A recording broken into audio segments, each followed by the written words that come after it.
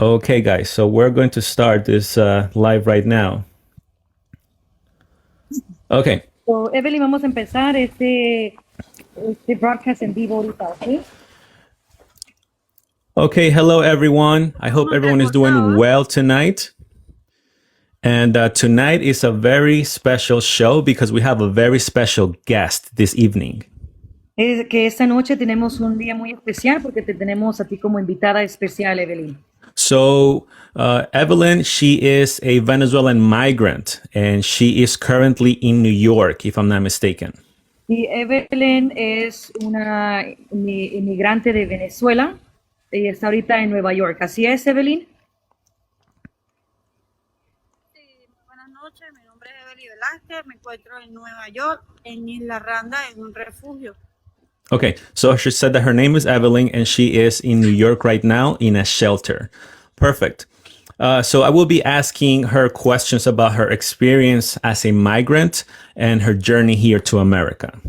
Vamos a preguntar unas preguntas, Evelyn, de cómo fue tu transcurso aquí en los Estados Unidos y qué es lo que pasó que te hizo venir para acá. Okay, so that being said, let's get started. Ya diciendo eso, vamos a empezar, ¿ok, Evelyn? ¿Lista?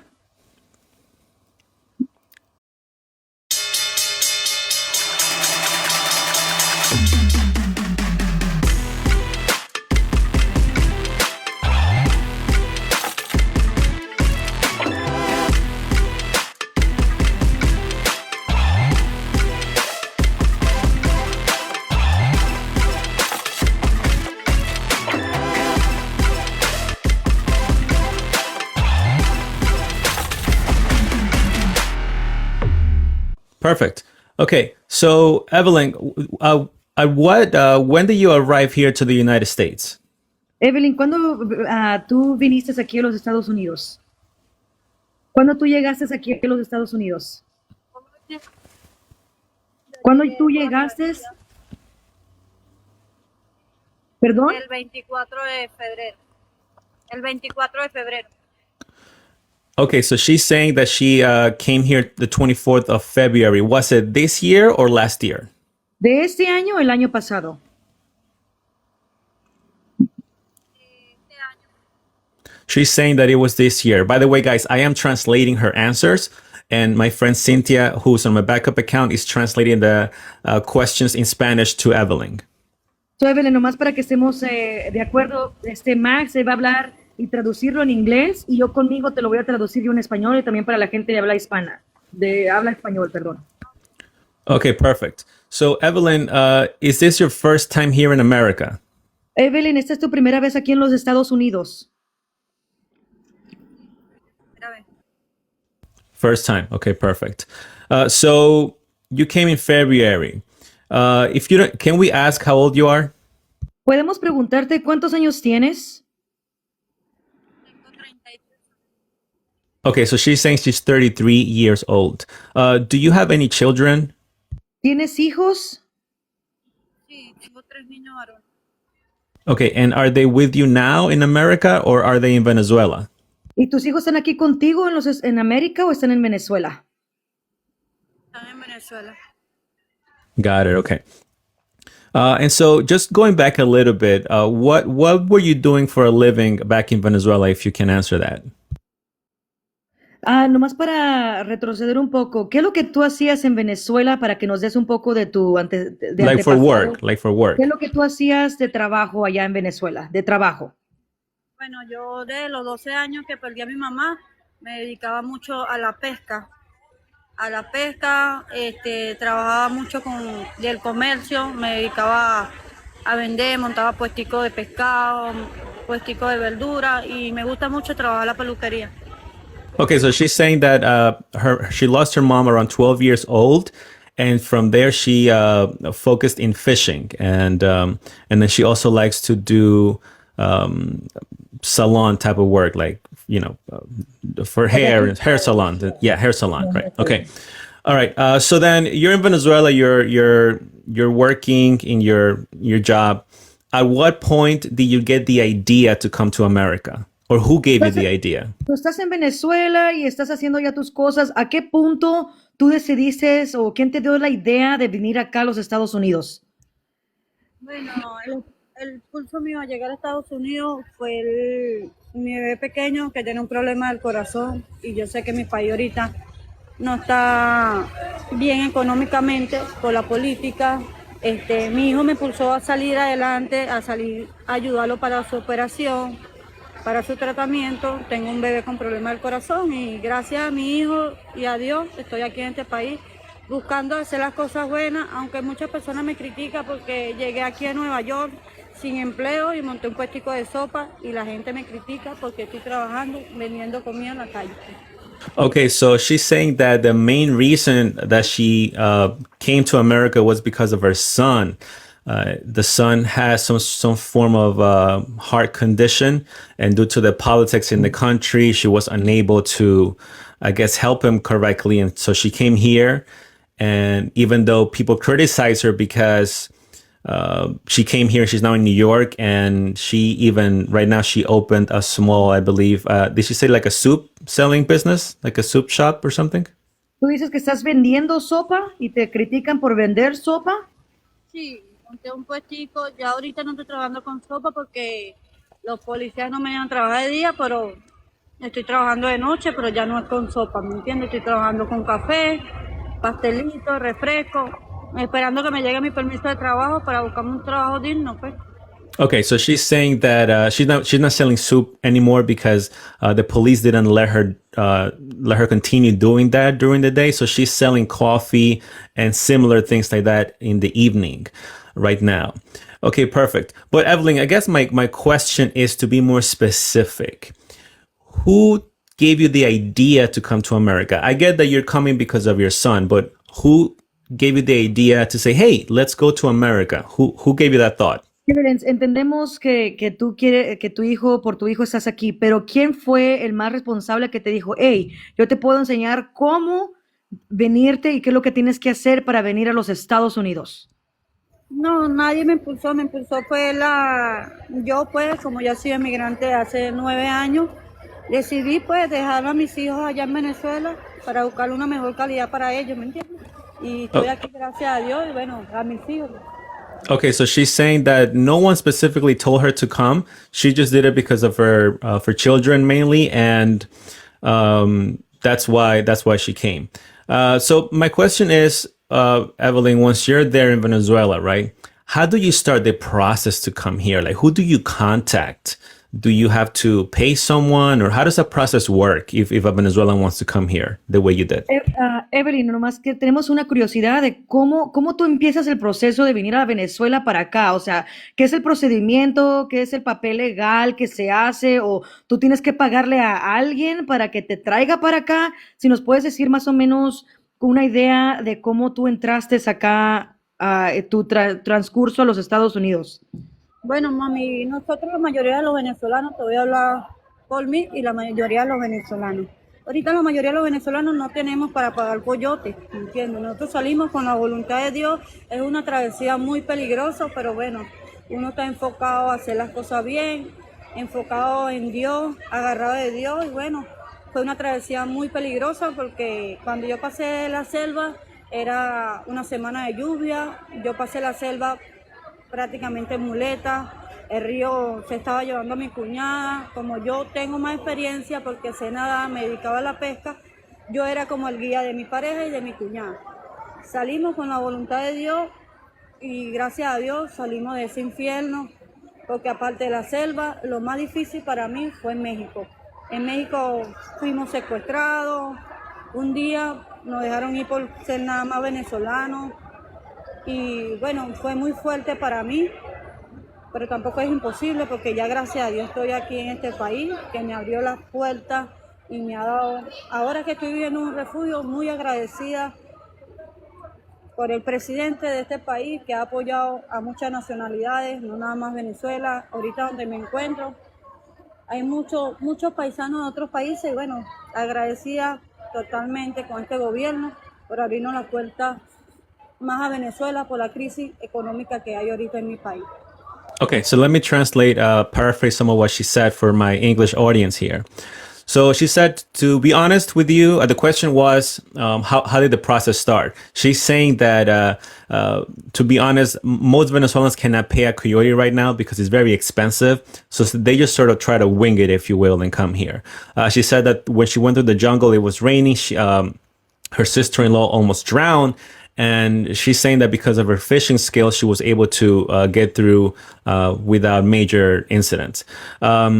And then she went on to say that she's grateful for this government. She's grateful for President Biden to give her the opportunity to be here and to be sheltered where she is right now. So she's eternally grateful for this President Biden that we have right now. Again, I'm just translating what she's saying. Okay, guys. All right, Evelyn. But I just want to be. I want to go by parts here. Okay, so.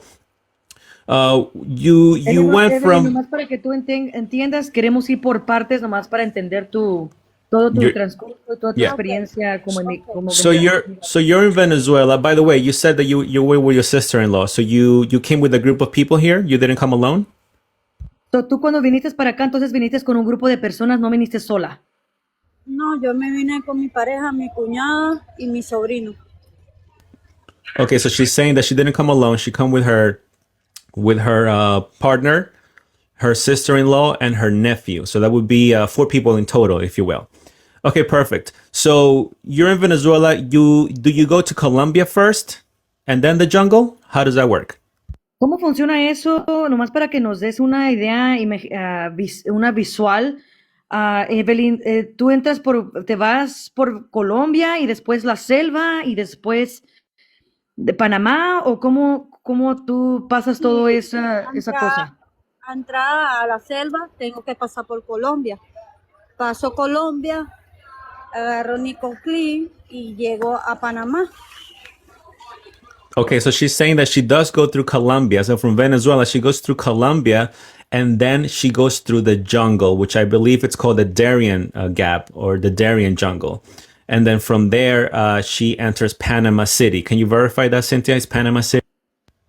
Sí, y entras para la ciudad de Panamá, ¿así es? No, yo por lo menos no pude moverme en Panamá porque llegamos a la ONU y de la ONU nos sacan en un bus a la frontera de Costa Rica. Hay que pagar $40 para que te saquen de Panamá. Got it. So when she goes through the jungle, she makes it to the United. Is that the United Nations, right? That's in Venezuela. In Spanish is ONU, I think. So she goes. She lands in an area, I guess, that's watched by the United Nations, and from there she pays around $40. Is that correct, Cynthia? Yes, that's what she said. Y para estar segura, Evelyn, tú dices $40, ¿verdad? Son $40, no son pesos lo que tienen que pagar ustedes. No, nosotros nos quitaron 40 por cada uno, por cada persona $40. $40. Y dices la UNO, esa es que la organización esa UNO es una organización del Migratorio, una organización migratoria. Que ahí es donde te agarran tus datos, te piden tu ID y automáticamente te sacan de ahí. de Si ahí no de tienes Panamá. Sí, te sacan directamente. Got it. Okay, so she goes through the jungle. She gets to Panama. She pays $40, or everyone pays $40 per person to be able to exit Panama. Question for Evelyn: once you get to Panama, to the United Nations section, you just pay $40. That's the only requirement, or do they ask for any other documentation to let you continue the journey? ¿Qué otros requisitos te piden, Evelyn, cuando estás ahí en Panamá? Is it only $40? ¿Nomás son los $40 y ya te dejan pasar? ¿O qué otros requisitos tienes que tú hacer para poder pasar? No, ya cuando nosotros pasamos a la ONU, porque en el campamento saliendo a Panamá hay como una migración. Ahí te agarran tus datos, te registran y de ahí te mandan a la ONU. De la ONU te piden nada más tu ID. Si no tienes ID, te piden la partida de nacimiento o pasaporte. Okay, so she's saying that the United Nations asks for some form of ID besides the fee in order to pass. But my question to Evelyn, did you see any case where someone didn't have documentation because maybe they lost it in the jungle or they just didn't bring it and they still passed through without documentation? Pero, ¿qué pasa, Evelyn, con la gente que no tiene documentos o nada que enseñar? ¿Cómo ellos pasan? ¿Cómo ellos le hacen? Lo dejan pasar igual, pero lo ponen a esperar, ¿me entiendes? Los que no tienen dinero lo ponen aparte, esperar que salga como una ayuda, ¿me entiendes? Tienes que registrarte, decir que no tienes plata, un proceso para que ellos te puedan montar en bus, así sea parado, pero te sacan, pues no se queda nadie ahí.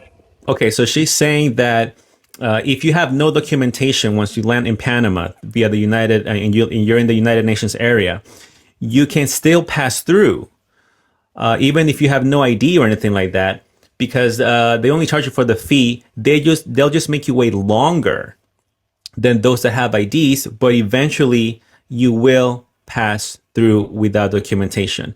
Can you just verify, Cynthia, that that's correct? She said that those that don't have IDs eventually pass through anyway. Pero para estar segura, Evelyn, de todos modos, tú dices tú que eventualmente todos sí pasan, o sea, no se queda nadie ahí. Claro que es un proceso de espera, pero sí pasan. ¿Es correcto? Y ahí te dan la posibilidad y te dan la ayuda para esas personas que no tienen dinero, solamente que tienen que esperar. Okay, so the answer is yes. They eventually, if the person has no money or no ID, it will take longer to pass, but eventually you will pass through. Okay, Evelyn. So you pass through, you pay your $40 and you enter Central America. How do you get to Mexico from Central America? Y ahora vamos a ir parte por parte, Evelyn, gracias por tu paciencia. Ahora queremos saber, ya que pasas Panamá y llegas al otro país, ahora, ¿cuál es el proceso de Panamá a México? ¿Cómo tú llegas de Panamá a México?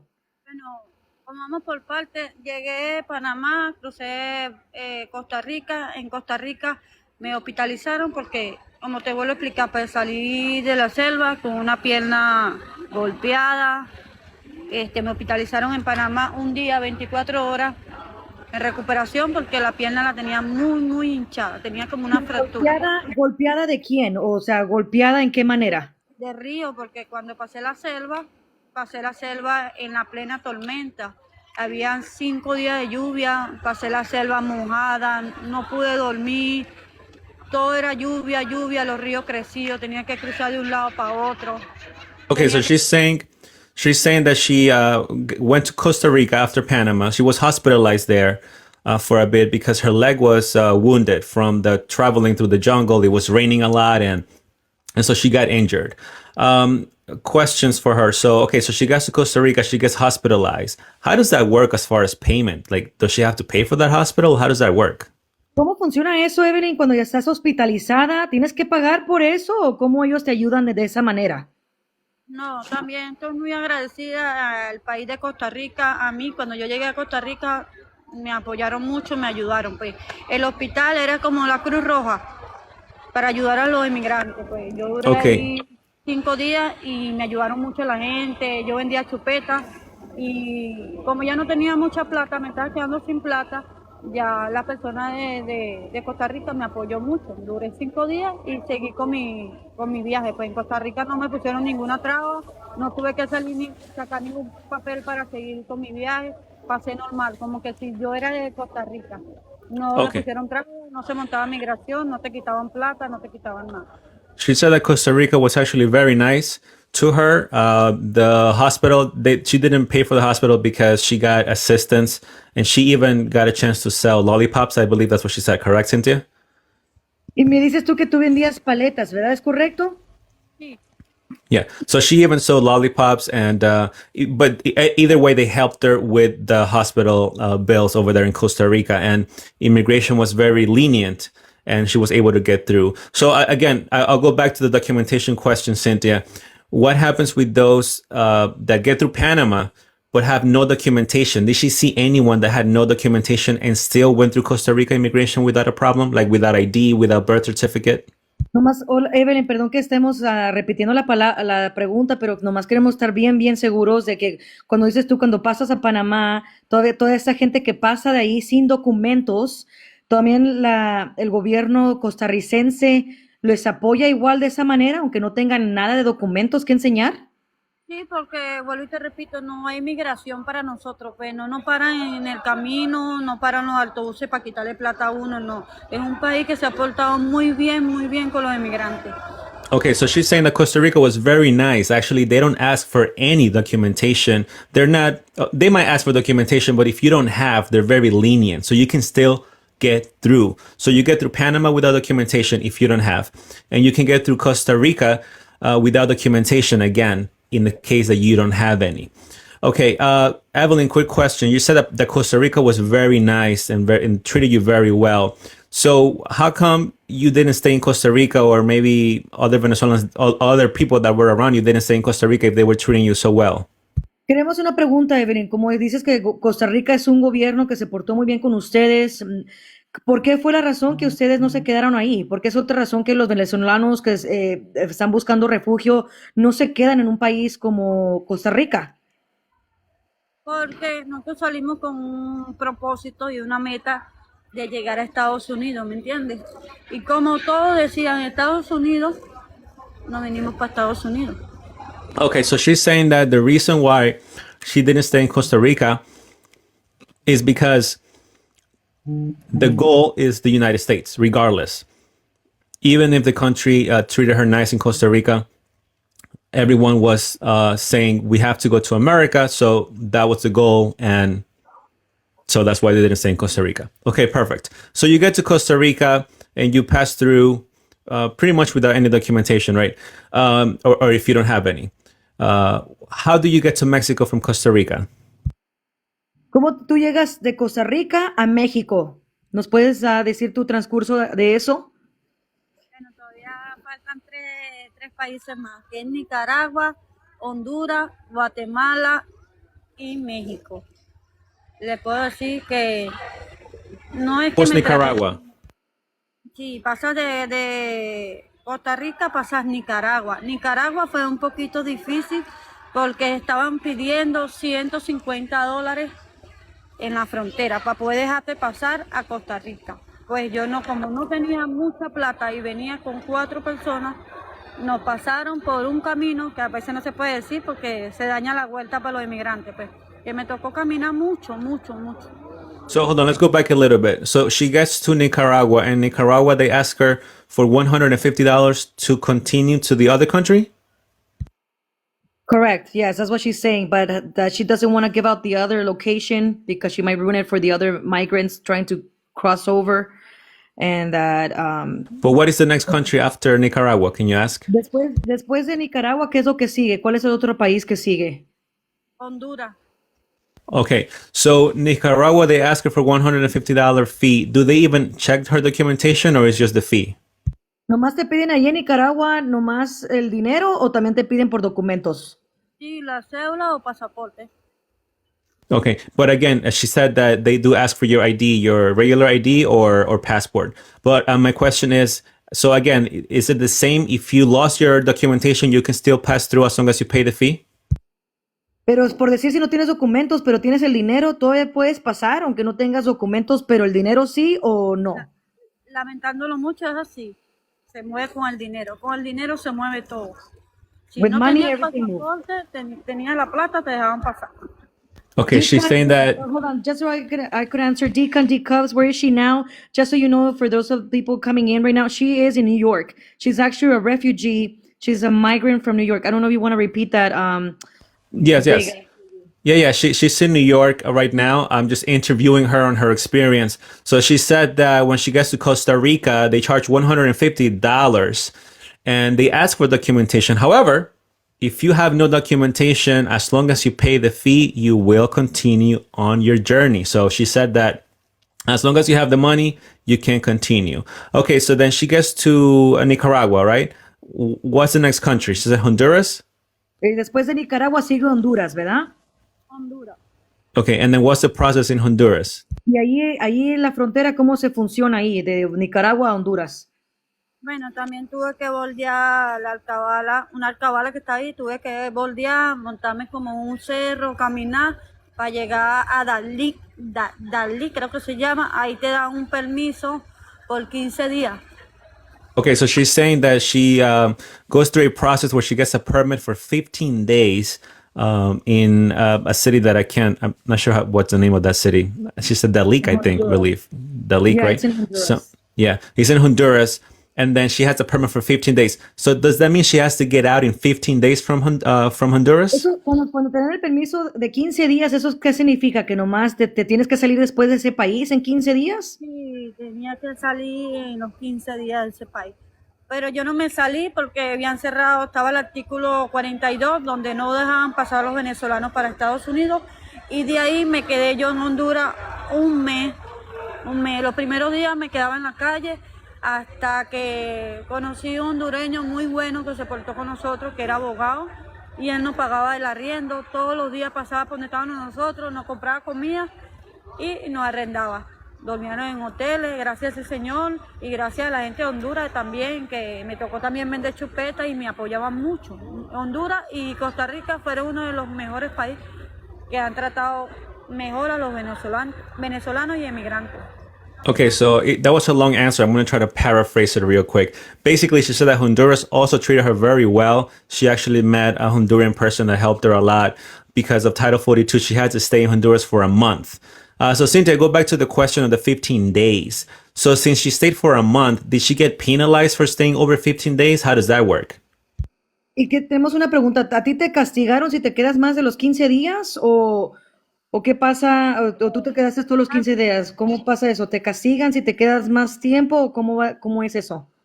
Me sacan otra vez a Guatemala, a Costa Rica, a Nicaragua. Si me agarraban, me sacaban para Nicaragua otra vez. Entonces, como siempre estaba pendiente de la migración, de los policías en Honduras, gracias a Dios nunca pasó nada, pues.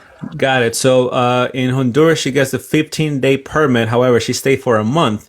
So she had to evade immigration. Otherwise, they'll return her back to Costa Rica. Correct, Cynthia? No, to No, Nicaragua. to Nicaragua. Sorry. To Nicaragua, correct. So then she was able to evade immigration in Honduras. And then eventually she made it through, what's the next country? Guatemala, I think. ¿Cuál es el otro país que sigue después de Honduras? Ya es Guatemala, ¿no? Guatemala. Sí. Okay, so she gets to Guatemala. What happens there? Y ahora ya que llegas, ya que puedes pasar a Guatemala, ¿qué pasa? En Guatemala no nos dejaban pasar, para nada. No She's- querían que los venezolanos, nada más con los venezolanos, no querían que los venezolanos pasaran a Guatemala. Why is that? She's saying that in Guatemala they didn't want to let Venezuelans pass. So I'm asking her, why is that? ¿Por qué es eso, Pierre? ¿Por qué piensas tú que nomás los venezolanos no los dejan pasar? Porque a mí me agarró migración cruzando, saliendo de Honduras, entrando a Guatemala. Me paró un migración y me dijo, no hay paso para los venezolanos, ustedes no los quiero en mi país. Y yo, ok, gracias, disculpa, me devolví, pero como yo pasé la frontera de Honduras, de Guatemala, como a las 7 de la noche, un señor me dijo, no, esperen, que va a llover. Ellos ahorita a las 9 de la noche, va a llover, ellos se van a quitar. Y así hice. Esperé que lloviera, mojada por toda la vida, caminé como unas 5 horas. Caminando, me metí para los plataneros, por unas parcelas, mojándome, lluvia, escondiéndome de los carros, escondiéndome de los policías, hasta que pude llegar al centro de Guatemala. Al centro de Guatemala tampoco nos querían vender pasajes. Okay, so basically, just paraphrasing here was a long answer. She's saying that Guatemala, right? That's the country, correct, Cynthia? Yes, es Guatemala. Okay, so Guatemala. She's saying that in Guatemala they didn't want Venezuelans to come through. The officials were telling her directly and telling them, "We don't want you guys to come through. We don't want you here." So eventually, she found out through locals there that if they waited for a long period of time, the officials were eventually going to move out of the way, and so she waited and walked for around 5 hours, give or take, to eventually walk through into Guatemala. But then when she went to the center of Guatemala to get tickets to move forward, they didn't even want to sell them tickets to move forward. So the question is, how did she move forward if they didn't let her move forward? Oye, en Guatemala, como tenías todos esos obstáculos, ¿cómo es de que sí pudiste lograr de pasar de Guatemala a México? Bueno, esperando que oscureciera y pagándole más caro el pasaje. Me So cobraban- she- ¿Qué es más caro? ¿Qué es más caro? ¿Qué es más caro? O sea, ¿es en pesos? ¿Estamos hablando en pesos o en dólares? ¿Qué es? No, la moneda, ya se me olvidó ya la moneda ya de Guatemala. Si por lo menos un ejemplo, el pasaje costaba $30, Ahí nosotros nos quitaban $50. So she's saying that eventually she did go through because, again, as long as you have the money to go through or gather those funds, they will sell you the ticket. So if a ticket costs $30, they charge them $50. So a bit more expensive, almost double the price. And so she paid that Se to llamaba la moneda. La moneda de Guatemala se llamaba quesales. she's saying that the coin from Guatemala is quesali, and so that's what she paid to continue on her journey. So she paid the ticket, and again, did immigration check anything when she left Guatemala, Cynthia? Y de nuevo, ¿inmigración te paró cuando tú te fuiste de Guatemala o migración no tuvo nada que ver con eso? Migración se monta en los buses cuando ve que eres migrante, porque al venezolano nos reconocen, pues, porque somos distintos a las personas de Guatemala, pues. Apenas te veían y te llegaban al asiento y te quitaban plata. Si no, te bajaban del bus y te cobraban. Cada cabala que te paraba era para quitarte plata. So she's saying that once again, it's all about the money. So every time you hit a certain obstacle in Guatemala, they will be more focused on money. Can you just verify, Cynthia? Would they be more focused on money than documentation? So, para estar más segura, para volver a rectificar, Evelyn, ellos están más preocupados en el dinero de que en vez de que tengas documentos. ¿Es así? Sí, a ella lo que le importa es el dinero. She said that's correct. She said that's correct. Most of these officials throughout Central America, they don't really care about documentation. They care about the money. Okay, very important here as we're finding out a lot of things from the source. Yeah. So okay. So I want to move forward. Sorry, I just wanted to say to make sure for your audience so that they know that we are going to ask the question of where her phone is coming from. So just be patient with us as we're getting there, okay, guys? Yeah, guys, we're going parts by parts. We're going to ask more questions about here in New York once we get there. We're going right now. We are in Central America, okay? You want to translate that, Cynthia? Sí, ahorita Evelyn, para la audiencia, estamos traduciendo todo, sé paciente con nosotros porque estamos siguiendo partes Part por by partes, part. también para que Yeah. para que también la gente esté sabiendo lo que estamos hablando. Okay, perfect. So then she goes through Guatemala and she lands in Mexico, right? What happens in Mexico? Ahora, ¿cuál es el procedimiento de Guatemala, de la frontera de Guatemala a México? Si nos puedes decir eso. Agárrense, pues, porque lo voy a contar. Lo peor de todo. She's saying get ready because Mexico was the worst. Yo entro de Guatemala a México. Me monto en una combi que me iba a llevar. ¿Qué es un combi? Combi son como los buses los buses de México. Okay. Le dicen combi. Right. Me montó en una combi para que me llevara a Tapachula. A Tapachula. Bueno, lo misma gente de los buses, cuando lleva inmigrantes, le hace cambio de luces a los de inmigración.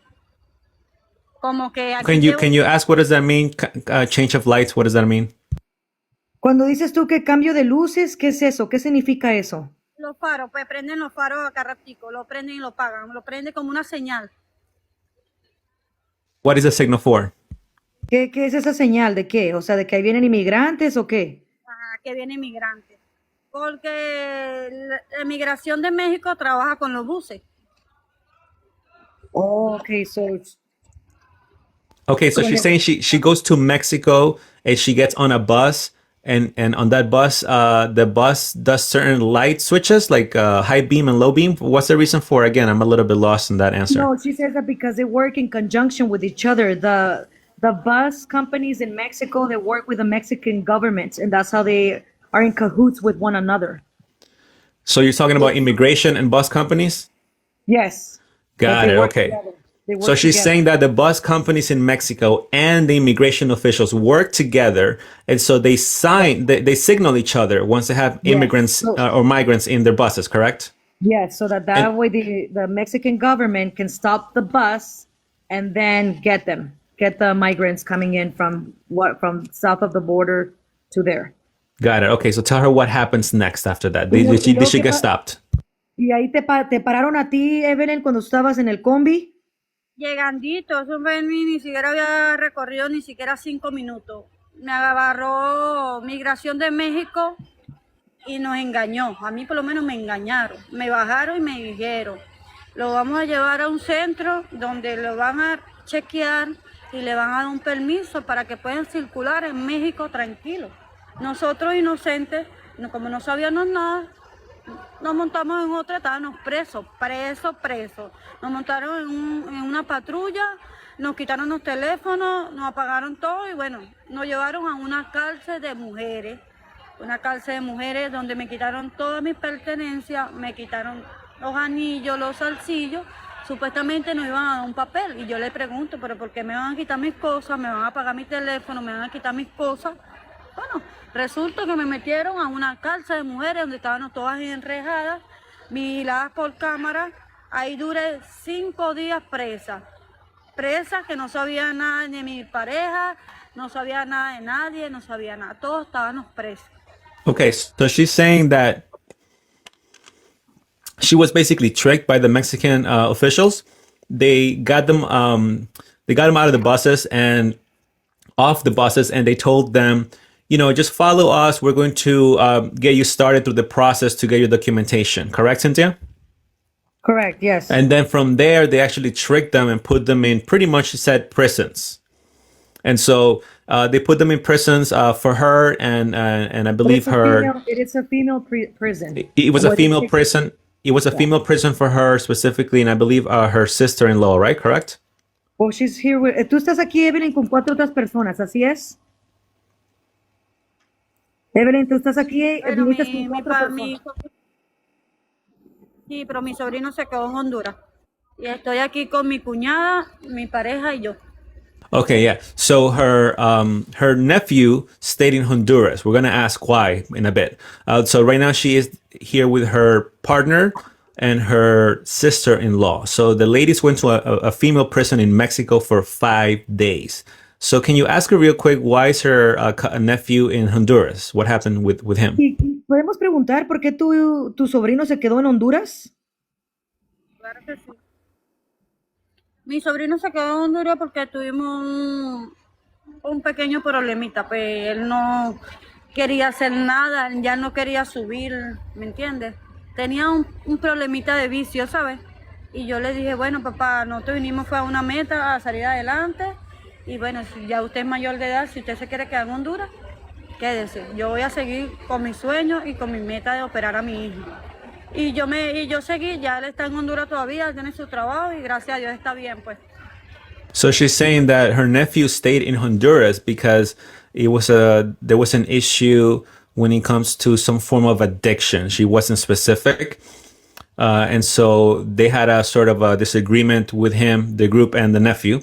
And they told him, well, you can stay in Honduras, do your thing, but we're going to continue to go on her journey to America, specifically for her because she wants to get her son to go. She wants to get the surgery done for her child in Venezuela. So can you just ask if that statement she made, without being too specific, is related to maybe some form of like drug or alcohol related? Volviendo a lo de tu sobrino, eso fue de cuando dices tú que él tuvo como una adicción, ¿puedes elaborar un poquito más a qué te refieres de eso? ¿Qué fue el problema que él tuvo, que se quedó? O sea, ¿fue drogas o otra cosa más? No, la junta, pues la junta. Se juntó She's saying con like, malas personas y no quería trabajar, no quería ayudarme a mí para seguir haciendo la plata para los pasajes, pues para continuar. she's saying that her nephew wasn't so much about addiction, it was much more that he didn't want to work. She's saying that her nephew didn't want to work. He didn't want to continue on the journey the way her and the others did. He was more of, he started hanging out with the wrong people, if you will. Okay, so then she's in jail for 5 days. How does she get out? What happens then?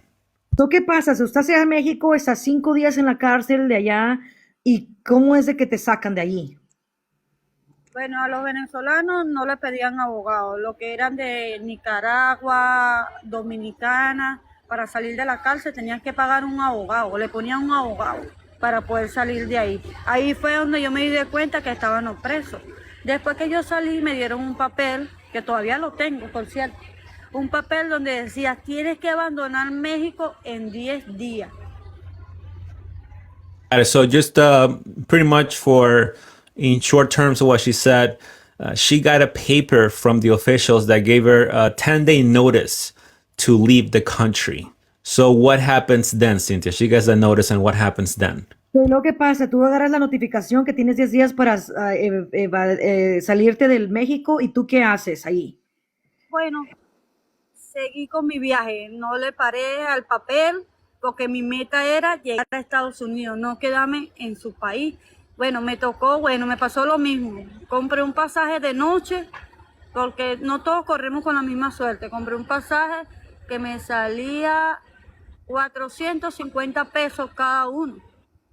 Donde lo de los buses, la agencia de buses dice, no me hago responsable si te bajan del bus, pierdes el pasaje.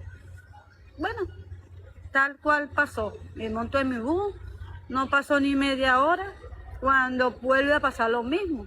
Es como un comercio que tiene México con las personas de la agencia de buses con lo de migración. Te hacen cambio de luz igualito, te baja y pierden el pasaje. So she's saying that she did the same thing she did in the previous country, where she bought the ticket at night in order to get through. She paid around 450 Mexican pesos, which equivalents to around $26 US. And so she went through a similar process where the bus would signal immigration officials, and then they would get them off the bus and they would lose the ticket. So what she's saying is that these bus companies, they would take your money, they would take the money from the migrants, but then still trick them with the immigration officials to get them off the bus and so forth. Okay, so she gets taken she gets taken off of the bus again, right? They get her out of the bus again. How does she eventually come to the border here to America? So, y eventualmente, Evelyn, ¿cómo es de que tú ya llegas aquí a la frontera Bueno, de los Estados Unidos? te sigo contando. Después que me bajaron de ese bus, que le enseño el papel de los 10 días, porque ellos me pidieron el papel, para no meterme otra vez presa, porque acababa de salir, ellos me bajaron del bus y me dejaron en la noche, eran como las 2 de la mañana. Pero no bajaron el bus donde había un puente y había mucho monte. De ahí empecé a caminar, a bordear la alcabala. La gente me decía, la gente que caminaba me decía, adelante hay una alcabala, tienes que bordearla por el río. Y pasé 5 días caminando, día y noche bordeando la alcabala hasta que llegué a San Pedro. En San Pedro sacaba un permiso donde prácticamente a muchas personas le quitaron y le estafaron hasta $500 para sacar un permiso. Y en San Pedro, para estar más específico, San Pedro, ¿qué estado es ese? No sé, no te sé decir porque no conozco México así pues. Got it. Okay. So she said that, remember, she had a 10-day notice to get out of Mexico, right? So when she gets stopped again by immigration officials in Mexico, they ask her for that paper. She shows the paper. And then, but my question is, Cynthia, when they ask her for the paper, was she still in that 10-day window? Cuando te preguntaron por esos papeles, ¿tú todavía estabas durante los 10 días que te dieron para salir de aquí, de salir del país de México? ¿O ya habían pasado esos días? No, yo salí ahí mismo porque había mucha gente en siglo XXI. La cárcel se llama siglo XXI. Me quedé ahí, seguí, el mismo día seguí para adelante con Dios. Y bueno, gracias a Dios ya llegué aquí. So Cynthia, can you ask her? They didn't put her in jail again. They just let her go on the street, and then she just Cuando ya continued her estabas en journey. San Pedro, cuando estabas en San Pedro, esa vez ya no te volvieron a meter a la cárcel, nomás te dijeron, ok, siguen por tu destino. No, ahí saqué, ahí es donde empezaba prácticamente la tortura. Porque los pasajes en México son más caros que si $100, $120 por persona. Pagué un pasaje de $120 donde, no, miento, $80 cada uno y con el permiso, supuestamente permiso que te daban, tú podías viajar a México tranquilo porque ya tú durabas varios días para sacar ese permiso. Bueno, agarramos el bus y habían como, sin mentirte, como 30 alcabalas de migración. Y en las 30 alcabalas de migración se montaba a quitarle plata a la gente. Se montaban diciéndole los permisos, después que todo el mundo enseñaba el permiso, porque le vendían el pasaje a uno con el permiso. Si tenías el permiso, no te vendían el pasaje. Después que todos veían que estábamos en regla, todos te decía, bueno, el bus será parado, todos serán devueltos otra vez. Si no me pagan Pero 200 ¿tú pesos, cómo agarras ese dinero? ¿Tú cómo tienes dinero para Wait, pagar hold on, eso? Cynthia. Let me translate first. Hold on, hold on. Sorry, wait. Hold on, porque hold on. Ok, cuando espérame, estaba en Belín, espérame. Hold Déjame on, que hold nomás on. traduzca. Si me Yeah. esperas un momentito, deja que Let, traduzca Max lo que acabas de decir. yeah, let me translate. Okay, so she's saying that in San Pedro, Mexico, that's actually where her journey was the worst. She's saying that it was the worst experience ever. And that from there, no estamos poniendo a los venezolanos mal. Yo estoy contando mi historia, lo que yo viví. Parece una entrevista. Me están entrevistando a mí para ver cómo me fue en la travesía. yeah, so from there, from San Pedro, she's saying it was the worst experience for her. And then she had to pay up to like sometimes $80 per bus tickets to keep on going. But once again, they will continue. There was like 30 stops, I think she said, around 20 to 30 stops, and they will continue to ask for money. So the next question is, how did she pay all those fees? How do you get the money? Ahora, la pregunta que sigue es, ¿cómo tú pagas todo lo que te está pidiendo el gobierno mexicano de pagar? ¿Tú cómo consigues ese dinero? Porque yo me quedé en San Pedro, vuelvo y te repito, no tenía dinero. Y como ahí sacaban los permisos, ahí nos juntábamos todos los emigrantes. 4.000, 5.000 emigrantes para sacarse permiso. Yo me quedé ahí, empecé a vender arepitas, vendí jugo, vendí cigarros y ahí duré varios días trabajando para reunir la plata para seguir con mi viaje. Okay, so she worked. So she's saying that while in San Pedro, there was around 4,000 migrants. And there, that's where she worked. She sold cigarettes. She sold other types of, small meals and stuff to be able to get the money to continue. So, okay, so the next question is, she got through all of these stops, and when was the moment when she arrived, when she was close to the border? How was that experience? ¿Cómo fue tu experiencia y cuál fue el momento ya que llegaste a la frontera? ¿Y qué pasó ahí? Bueno, cuando llegué a la frontera todavía estaba el paso cerrado para los venezolanos. Como yo sufro de asma, yo soy asmática, yo no aguantaba el frío ahí en México, en Ciudad Juárez. En Ciudad Juárez llegamos a un albergue, una iglesia que también nos apoyó, pero por unos días nada más. Decían que había muchos emigrantes que nos podían ayudar unos 10 días. Bueno, nos tocó el día de salir del albergue donde estábamos y entré ilegal. Pasé el río y pasé ilegal y pude entrar a Estados Unidos. Okay, so just go back a little bit, Cynthia. So she's saying that she stayed in a shelter near the border in Mexico? Pero cuando tú dices que esa iglesia que te ayudó, eso fue en México, ¿es así? ¿Fue en México ya estando aquí en los Estados Unidos? No, en México. Y de ahí, Okay. y de ahí estabas, te quedaste en esa iglesia por 10 días y luego ya desde ahí ellos te ayudaron a pasar o tú tuviste que encontrar a alguien más que te pasara. No, yo pasé sola. So she was in a shelter in Mexico. Did she use any app to be able to come through, or did she just cross the border undetected? ¿Tú usaste como una aplicación que te pudo venir, entrar para acá o tú nomás entraste así sin que alguien te detectara? No, yo pasé ilegal, mami. Yo pasé ilegal como estoy hablando. Yo pasé ilegal. A mí nadie me cruzó, a mí nadie, porque yo no tenía plata para pagarle a ningún coyote, a nadie. So she's saying that she came in America without paying any coyote or anything like that. She just came through. Basically, she crossed the border without being undetected. Can you just verify that, Cynthia? Did she get fingerprinted at all at the border, or she just crossed through completely without being detected at all? ¿Tú cómo pasaste a los Estados Unidos? Sí, o sea, ¿te paró la inmigración y te tomó tus huellas? ¿O nomás tú pasaste así sin nada y nadie te descubrió? Me agarró migración. Immigration did get her. Okay, and then immigration did do all the fingerprinting and stuff like that? ¿Y inmigración te hizo todo el proceso de tus huellas y tus documentos y todo eso? Todo, porque yo tengo 2 motivos para estar aquí: la salud de mi hijo y porque soy amenazada por la persona que mató a mi hermana. Entonces yo entré y expliqué bueno, no me dejaron hablar. A mi esposo y mi cuñado lo dejaron aquí en Estados Unidos y a mí me deportaron para México nuevamente. Me botaron para Nogales. Okay, so she's saying that she was explaining to immigration officials the reason why she's here. She felt that her life was threatened back in Venezuela. She didn't mention that earlier, but she just mentioned it now.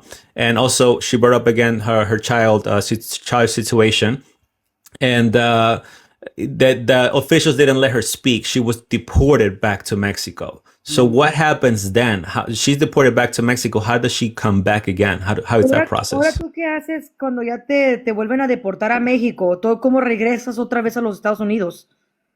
Entré con la aplicación. ¿Qué Okay, so aplicación es esa? Entré con la cita. okay, so the second time she gets deported, she goes through the app. I can't remember the app. So some of you guys know in the comment section the name of the app. She goes through the app to get an appointment at the border, at the point of entry. At that point, does she enter as an asylum seeker? So, en ese punto, cuando ya entras, ya con la cita, entras como asilo político o entras como un refugiado. ¿Cuál es el título que te Nosotros dieron? entramos por asilo político, porque yo vine para acá para asilo. She's saying that she entered the U.S. because of asylum, as an asylum seeker, and she used the CBP1. That's the name of the app. Okay, so then she goes to the app, she gets the appointment, and how is that process? What do they ask her at the point of entry? ¿Y cómo es ese proceso cuando tú ya agarras la aplicación y tienes cita? ¿Cuál es ese proceso? ¿Nos puedes explicar eso un poquito? Es una aplicación por teléfono que sacó este país para que los emigrantes no pasaran ilegal y pasaran con un estatus migratorio. Eso es una aplicación que tú vas en el teléfono, metes la dirección donde vas a llegar, el número de teléfono, tu nombre, y ya son un proceso normal. Una pregunta, mami, una pregunta que te quiero... So hold on, let me translate first. Let her, I'm going to translate real quick. Una pregunta Ok, una pregunta que te quiero hacer aquí, ya que hablas español. Espérame, déjame que más traduzca Max y me preguntas todo lo que tú quieras. Okay, so then she's saying that she goes through this application process, and they ask her for all her basic information, and then eventually she's able to get through. Go ahead, but she wants to ask Cynthia a question. Go ahead. Ok, ahora sí, pregúntanos, Evelyn, ¿cuál es la pregunta? Dinos. Porque veo muchos comentarios que me están diciendo que, no sé, porque yo no sé qué es el proceso de esta entrevista. Mucha gente me está preguntando abajo que me están utilizando, que eso me va a perjudicar a mí mi proceso migratorio. So so the question she's asking is that some people in the comment section are saying that we are using her and that this can affect her immigration process. So you can tell her, Cynthia, that the point of this interview is, as I mentioned, even when I contacted her, is that we hear a lot of stuff on television. We hear a lot of stuff on social media, but it's nothing more specific than her sharing her own experience. And we don't work with the government. We just want to know what's her experience. Those are the questions that we're asking. No, Evelyn, él como te había dicho cuando te habló antes de hacer esta entrevista, nomás nosotros queremos saber, porque nosotros escuchamos muchas cosas, sabemos que a veces las noticias no te dicen la información correcta, so queríamos escucharlo de ti misma, qué ha sido tu experiencia al venir a los Estados Unidos y el por qué. Okay. ¿Está bien? ¿Está bien? No, está bien, está bien. Okay, perfect. Yeah, so we just want to know her experience. And again, just let her know and just... Nosotros no trabajamos para ningún government, partido yeah. político ni para el gobierno, nomás queremos saber tu experiencia y es una entrevista de tu experiencia de lo que has pasado para venir a este país. Just let her know that I understand the comment section can be rough, but this interview is being conducted with respect, mutual respect. Y también nomás Max quieres asegurarte, Max te quiere asegurar de que tú estés bien y que sepas que no lo estamos haciendo respetuosamente y que obviamente los comentarios a veces dicen cosas que no vienen al caso. Yeah. Okay, no pasa nada porque al final estoy diciendo lo que yo viví. Exacto, sí. Exactly. Yeah, she's saying that she's just concerned about the comment section. Some people are telling her that we're using her, but we're just asking her the questions that a lot of us want to know directly from the source, okay? Okay, so then... o sea, tú eres la fuente, tú eres la origen tú eres una... Information. Tú eres la persona que tenemos que hablar porque tú eres la que has pasado por eso. O sea, nosotros no podemos hablar con alguien si no han pasado, no son inmigrantes, ¿no entiendes? O por eso queremos saber tu experiencia. So okay, so you go through Mexico, you enter. What happens then when you get the entry, right? You get the permission to come to America. How do you go from there to New York? How is that process? Ahora, ¿cómo es de que tú llegas a Nueva York ya viniendo de México? ¿Cómo es de que llegas? ¿Cómo es el proceso de que estás en México, tienes tu cita y cómo te llevan a Nueva York? Yo salí por Nogales, en Nogales duré 2 meses porque me sacaron de Estados Unidos solamente con mi teléfono, perdí toda mi ropa, perdí todo. Llegué a México y me recibieron a otra iglesia más, donde también me ayudaron mucho, agradecido con la pastora. Llegué a Hermosillo, Sonora, ahí duré también un mes más y entré con la aplicación. Con la aplicación solamente me acercaba a frontera, a migración, y ellos me llamaban por mi nombre. Y como salía mi nombre ahí, yo pasé y no tuve ningún problema. Puse mis huellas, puse todo. No me preguntaron nada porque todo estaba en la información del correo que yo metí para poder agarrar la cita. Can you ask her if she was when she got to New York, it was via bus or via plane? Cuando te fuiste a Nueva York, ¿fue por un autobús o por un avión? Perdón. No, estaba ahí mismo caminando. Me llevaron la gente de la iglesia, me dejaron ahí, estaba a 5 minutos, la frontera, y de ahí pasé y de ahí me pasaron un bus. Y cuando llegué aquí a Estados Unidos, me regalaron el pasaje para Wichita, Kansas. ¿Pero fue en autobús o fue en avión? No, cuando yo entro a Estados Unidos, entré en bus. Okay, so she's saying that when she entered the United States, it was via bus when she was given the permit to enter. Excuse me. From there, she went to Kansas. But can you ask her, how did she get from the border to Kansas? Was it via plane or via bus to go to Kansas specifically? Ok, nomás para otra vez verificar, Evelyn, es un autobús el que te lleva de ahí de la frontera a Wichita, Kansas, ¿verdad? No, yo cuando entro a Estados Unidos ya en la institución de la aplicación, ahí me regalaron el pasaje. Pero que En avión, en avión. Ok, fue en avión. Ok, Okay, so she pa- got to Kansas via plane or to New York via plane? so, llegas a Kansas en avión y también de ahí de Kansas te pasan a Nueva York en avión también o en autobús. No, yo cuando ya yo estaba yo estaba en Wichita y yo estaba ahí 7 meses y me vine para Nueva York. Apenas tengo 45 días en Nueva York. Okay, so she's saying that she got to Kansas via plane and they paid for her plane. Can you verify when she say they pay the plane? Can you verify who paid the plane? Cuando dices que ellos te pagan el avión, ¿quiénes son ellos? Tenemos curiosidad de eso. ¿Quién son ellos? ¿Quién te El gobierno, así como los refugios que dan, las personas en los refugios. She's saying that the government paid for the plane. Okay, so the government paid for the plane, and then she made it from Kansas to New York, and she's been in New York for about a month. So what? Once you get to New York, what happens to you at that point? Who do you ask for help? How do you start to get help? So, ya cuando estás en Nueva York, ¿a quién le preguntas por ayuda o cómo empiezas a moverte, a movilizarte? Yo tenía un familiar aquí, un familiar, pero tú sabes que el muerto llega a los 3 días, como dicen en Venezuela. Llegué conociendo a una persona y viví en su casa ahí 7 meses. Me apoyaron mucho y hasta que me mudé de estado porque no conseguía trabajo. Yo trabajaba en roofing y tuve un accidente y no metí demanda ni nada porque no sabía nada de la política y cómo se movía este país, pues.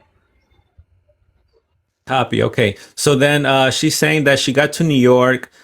She actually went to a family member originally, but as you guys can imagine, sometimes that doesn't work out perfectly. So did she say family member or friend? Can you ask again? Just want to verify. ¿Es un amigo que te ayudó o es un miembro familiar? No, un amigo. Oh, okay. Una persona que conocí aquí. Okay. So it was a friend that helped her, but then eventually she had to move out, correct? Y eventualmente te tuviste que mover, ¿así es correcto? ¿Es correcto? Sí, me moví aquí a Nueva York. Got it. Okay. And then how is the process to get a shelter in New York? How does that work? How does ¿Cuál one es do el it? proceso? ¿Cómo tú llegas a ese albergue ahí de Nueva York? ¿Cómo es de que llegaste ahí o cómo es de que estás allí? Porque mi cuñada cuando la soltaron aquí adentro, She's saying because her sister-in-law, she was dropped off there, and so she stayed there. But can you ask her what do they ask her as far as do they ask her for any documentation or any money to go to the shelter? Y también para estar allí en el albergue, te preguntan por documentación o algo así.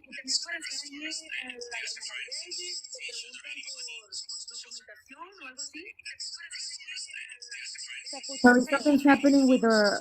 Yeah, something's happening. I think we lost her. Um, Something happened with her audio there. We're seeing us. This says, I can't imagine her doing this interview for nothing. Are you paying her? No, we're not paying her. She actually volunteered. Yeah, we're not paying her. She volunteered. I didn't force her. I just invited her to join and share her experience. We're being respectful with the interview. That's why we're not taking guests right now because we don't want no one to be disrespected. Just let her know that I'm answering some of the comments because some comments are mixed. Tell her that we're telling the people that we're doing this interview with respect.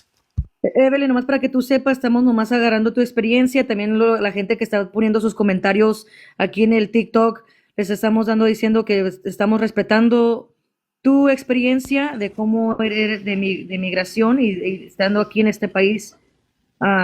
We want to know, yeah, we're just doing it with respect. We want to know her experience. That's all. Nomás lo estamos haciendo con todo el respeto del mundo, nomás para que tú sepas eso y saber tu experiencia. Okay, perfect. So she's in the shelter in New York. Do they ask for any money or documentation for her to stay there? Y cuando estás allí en el albergue en Nueva York, ellos también quieren dinero o te piden documentos o cuál es el proceso de que estés ahí como refugiada en ese albergue. Este país está bien organizado, este país no se maneja con plata, este país se maneja con las leyes, aquí hay que respetar las leyes, las normas. Esto es distinto, aquí no te piden plata ni nada, más bien lo que hacen es ayudarte para que no duermas en la calle. So she's saying that no, they don't ask for money in the shelter. She's saying that this country is not a corrupt country, that you have to follow the laws in this country. And so she was given help without paying anything. So once again, so can you verify that she's now with her 3 family members there in the shelter at the same time? Para verificar, tú ahorita estás ahí con tu familia en ese albergue en Nueva York, con que es tu pareja y tu cuñada, ¿así es?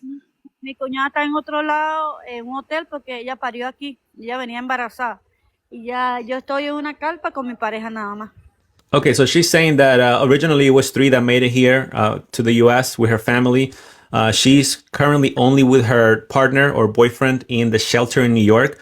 Her sister-in-law is in a hotel right now because her sister-in-law gave birth. And so that's why the 3 of them are not together. Can you ask her, what does she think now? What is her plans moving forward now? ¿Cuáles son tus planes ahora ya que estás aquí en los Estados Unidos? ¿Qué es lo que piensas hacer? Bueno, mis planes son traer a mi hijo para poder darle su chequeo médico que necesita, porque mientras mi país esté ese gobierno que está, nunca voy a poder resolver los problemas de mis hijos de salud. Y que yo no puedo estar en Venezuela, yo tengo amenaza. So she's saying that her main point of being here in the United States is to help her son. She wants to eventually bring her son. And now she's claiming that her life is being threatened, or her life is a threat back in Venezuela. Again, yeah. So her story is changing a little bit with what we're hearing, but we're asking more questions to find out what she wants to do here. So can you ask her? Is there a way she can bring her son here without him going through the jungle? Evelyn, ¿cómo tú piensas hacer atraer a tu hijo aquí? ¿Hay una manera de que que aquí este gobierno te puede ayudar o que te han dicho que te pueden atraer a tu hijo enfermo? Bueno, el proceso aquí es meter el asilo y ganar asilo. Si no gano el asilo, no puedo traer a mis hijos.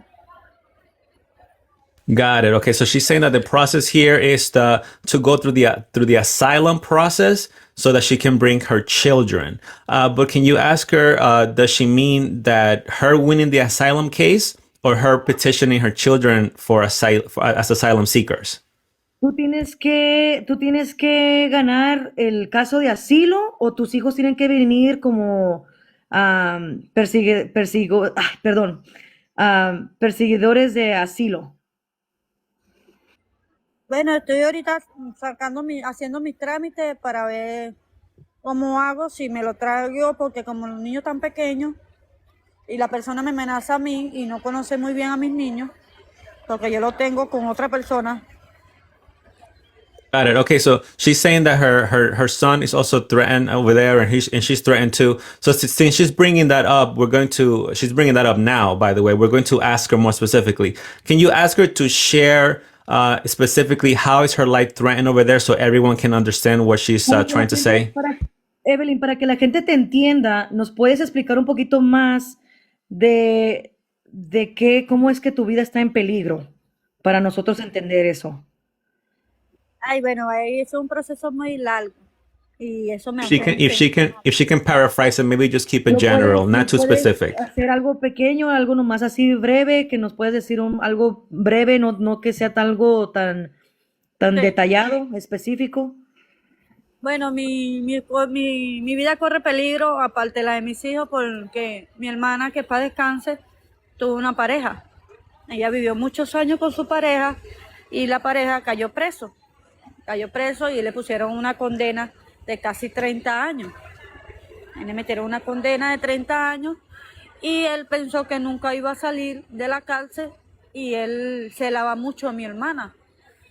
¿Me entiendes? Y como mi hermana no se la llevaba muy bien con la mamá de él, mi hermana sale embarazada. Ya mi hermana tenía una bebé de él, pero mi hermana queda embarazada estando él preso. Mi hermana dar a luz a su bebé y la niña, bueno, como son...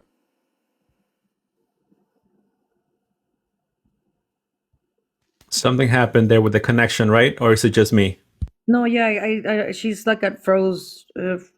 She like froze. I don't know what happened. She's frozen. So just paraphrasing, guys, real quick for everyone watching. She kept saying towards this part of the interview that her life is being threatened over there in Venezuela. So we asked her how, and she's saying that her sister. Texas, just so you know, Erica, Texas. I do see her stuff, and we're gonna point those things out on your comment section. What was that?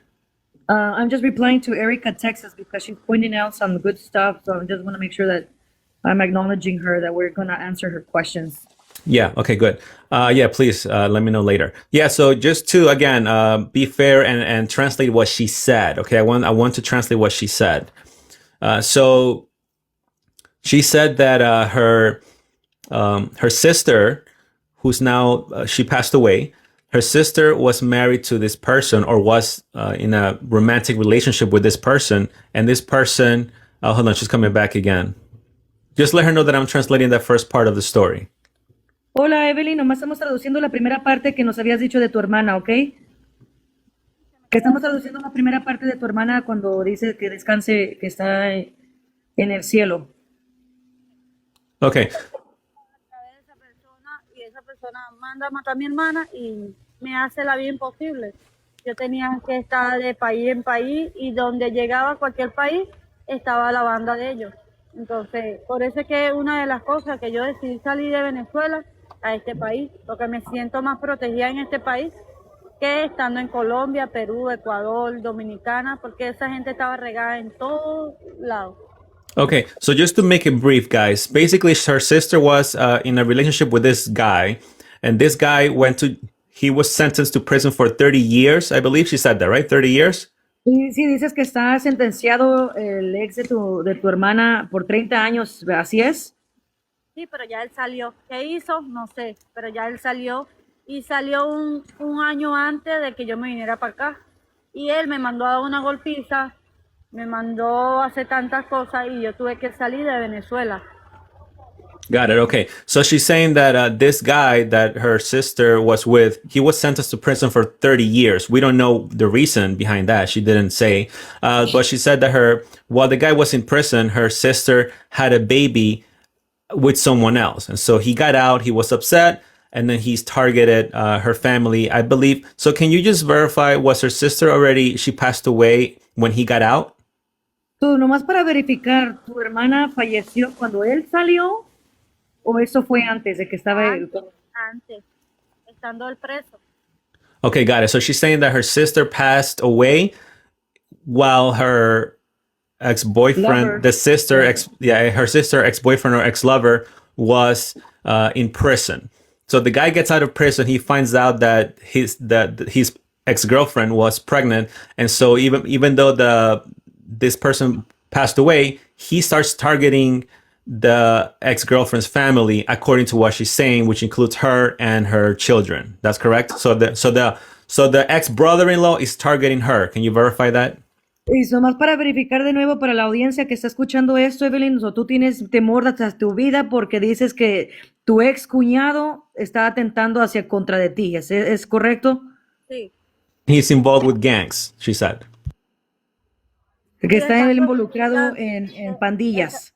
estando en México me escribió, me mandó, no jodas, fotos de armamento, que él ya sabía que yo me venía para Estados Unidos y esas cosas. Yo le dije, bueno, ya el que tiene que decir por la vida mía es Dios, no tú.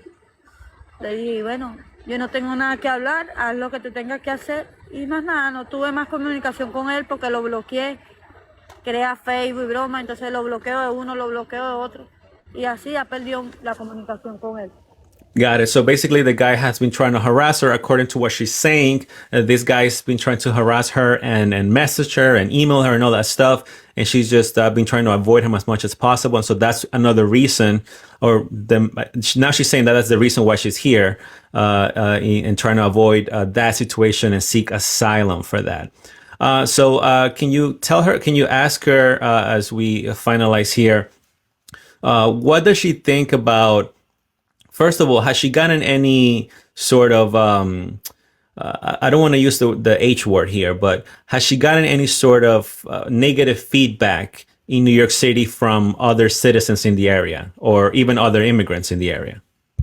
¿Tú has agarrado, ahora ya que estás aquí, tu experiencia aquí en los Estados Unidos, estando ahí en el albergue, tú has agarrado cosas negativas que te han dicho de otros ciudadanos aquí americanos? Or Como immigrants? cosas I mean, De towards her, inmigrantes like towards her. Have they told her en anything bad contra de towards ti. her? ¿Hay gente que te han dicho cosas malas en contra de ti? no. She's saying no, that she hasn't heard anything negative. Okay, copy. Okay, can you just ask her as we finalize here the interview?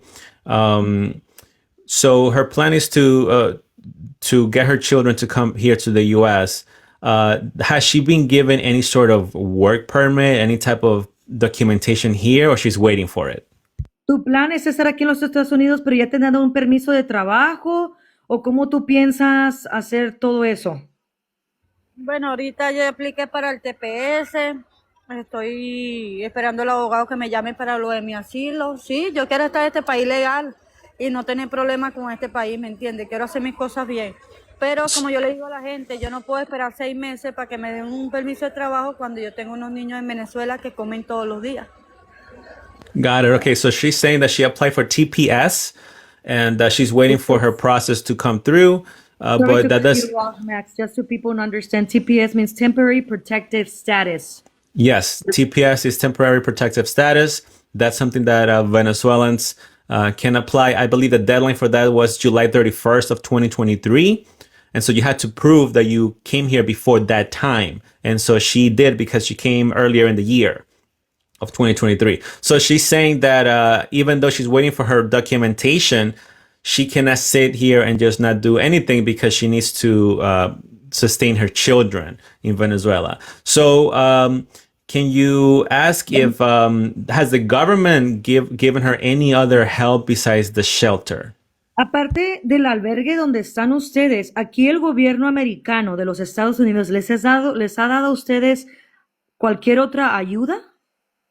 Bueno, yo primera vez que estoy viviendo en un refugio, como te dije, pues tengo apenas 45 días y no estoy aquí, no he agarrado otra ayuda de este gobierno.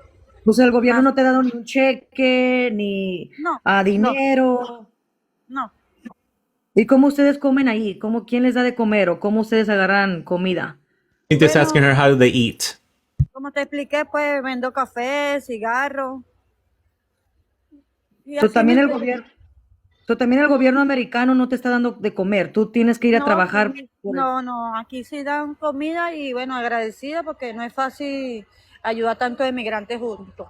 Pero nosotros no comemos, por lo menos mi pareja no puede comer lo que es mucho maíz, zanahoria, aquí cocinan con muchos vegetales, pues. Y como yo agarro platica vendiendo mi café, mi refresco, yo tengo como comprarme mi comida, pues eso se lo dejo a las personas que en verdad, porque hay muchas personas que en verdad no tienen trabajo, hay muchas personas de la tercera edad, entonces yo no agarro la comida de aquí para darle chance a otro, pues que en verdad sí lo necesite, porque yo puedo salir a trabajar, yo puedo limpiar una casa, yo puedo hacer cualquier cosa, ¿me entiendes? Porque yo estoy joven.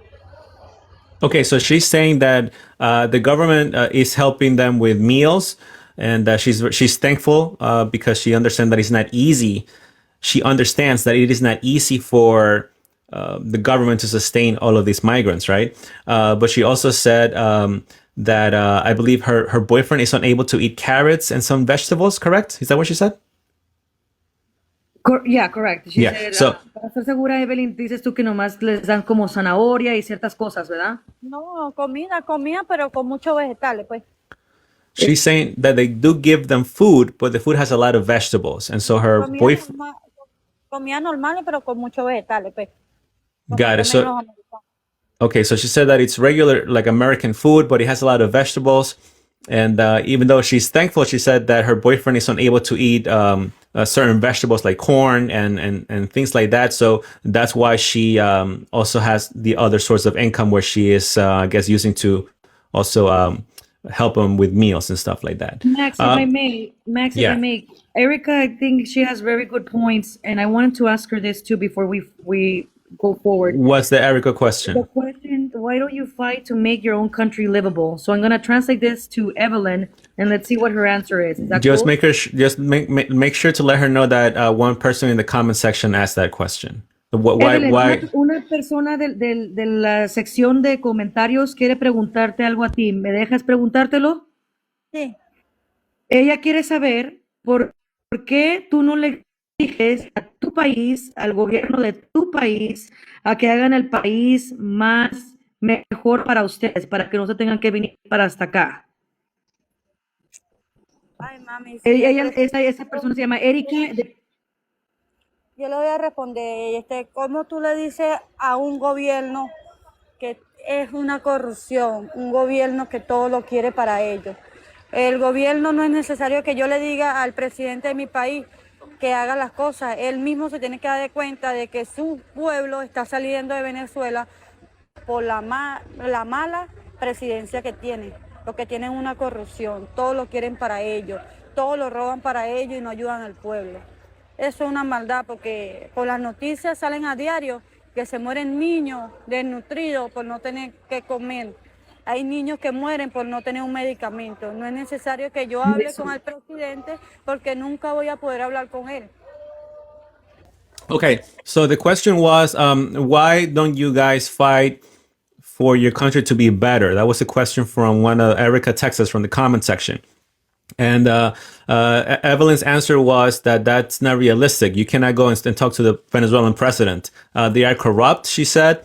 And so that's not realistic. Even if you tell them to change, they're not going to change their way. And so that's sort of like a lost battle before even you begin. Correct? Entonces, otra pregunta, Marisol González te quiere preguntar otra cosa a ti, Evelyn. Pues dice, ¿por qué ellos entonces vienen y exigiendo aquí a los Estados Unidos de ¿Qué? ¿No te todo escuché? cuando llegan, de todo cuando... ¿Sí me escuchaste? No, no te escuché. Ok, una persona en la sección de comentarios que se llama Marisol González 2919 quiere preguntarte que por qué ellos vienen exigiendo aquí, quiere que todo cuando llegan, o sea, por lo que yo interpreto es de que ustedes quieren, vienen a exigir a este país cuando también hay... Yo lo voy a responder, yo lo voy a responder educadamente. No todos los inmigrantes que llegan de Venezuela exigen que este país le dé todo, no. Este país tiene refugio para las personas que son de bajos recursos, como nosotros. Nosotros venimos pasando 9 fronteras, llegamos a este país sin un centavo y no tenemos para arrendarnos, ¿me entiendes? No todos tienen aquí un familiar que le dé la ayuda, que le dé la mano. Todos llegamos Ok. aquí sin dinero. Por eso es que nosotros nos dan refugio y nosotros agarramos el refugio. Que hay gente que sí dura mucho en un refugio, sí. Hay mucha gente que tiene 2 años y medio en un refugio, pero yo en mi caso no. Yo lo que tengo son 45 días y ando loca. Cualquier persona que esté aquí en el live, que sea americana, que esté aquí en Nueva York, que me pueda conseguir un arriendo más económico, yo me arriendo, porque esto no es vida para mí ni para ninguno de los que estamos aquí, sino que Okay. no vamos a preferir dormir en la calle con este frío y necesitamos el refugio. No es que porque venimos a este país a exigir, no. Nosotros estamos Oh, agradecidos más bien con este país. okay. So the question was, why do Venezuelan migrants come here and they are expecting a certain assistance? And so her answer to the comment section was that not all Venezuelan migrants are expecting this help, and she said that a lot of them actually need it. It's not that they're asking for it, but they need it. And also that if there's any American in New York City that can help her get a cheaper rent, then to let her know and she will do it. But it's not easy to be in New York City, especially with the cold right now. So they need the shelter. Can you ask Evelyn? There's a Venezuelan American that wants to come in and ask her or ask her a question. Is that okay with her if we let her in? Hola, Evelyn, una persona de la sección de comentarios que también es venezolana quiere ser parte de esta entrevista. ¿Está bien si habla contigo? Claro que sí. Okay, I'm going to go ahead and welcome Lucro. She is Venezuelan American. Again, this interview is being done with respect.